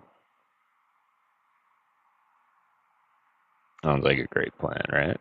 I thought so. Take care, man. I appreciate you, Sir Psyduck. Thanks for hanging out for the reading tonight. And anybody else that was hanging out and lurking in the background, what I'm going to do right quick is just take a gander. And I know that this is Tuesday, so I'm not really familiar with anybody that happens to be streaming on Tuesday. I know that EDF, if JR is still on, we can absolutely go there. Because I know that he's doing big giveaways in his last stream of the 2025. I got Jay's Pokey Boys.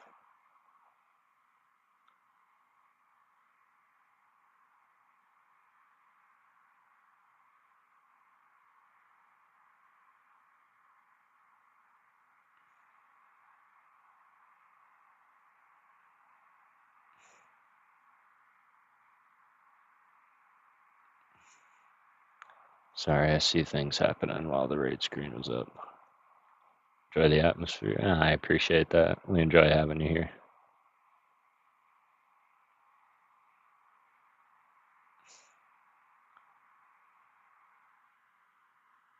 Alright. Set that up. I'm not even sure if my raids work or if they do send you all anywhere. So by all means, please head where you need to. I'm probably not going to hang around long anywhere we end up going, but I am going to set it here as I know JR is doing a big thing and we want to be supportive. I know Stafford is gaming as well. We got to raid Stafford and maybe we will do that this week. But I really appreciate you all. Remember to always go out and get everything that you set out to get. And please don't let anything stop you. But it takes $0 to be a good person. So always do it through peace, love, and Pokemon, y'all. And thank you for believing in ghosts and hanging out and reading with me tonight. Y'all really did make my night. And I'll see you I'll see you in a few for a bit. But I'm probably gonna head to bed here pretty shortly. So have a beautiful rest of your night. Wash your hands. Stay safe. I love you all. And I'll see you next time.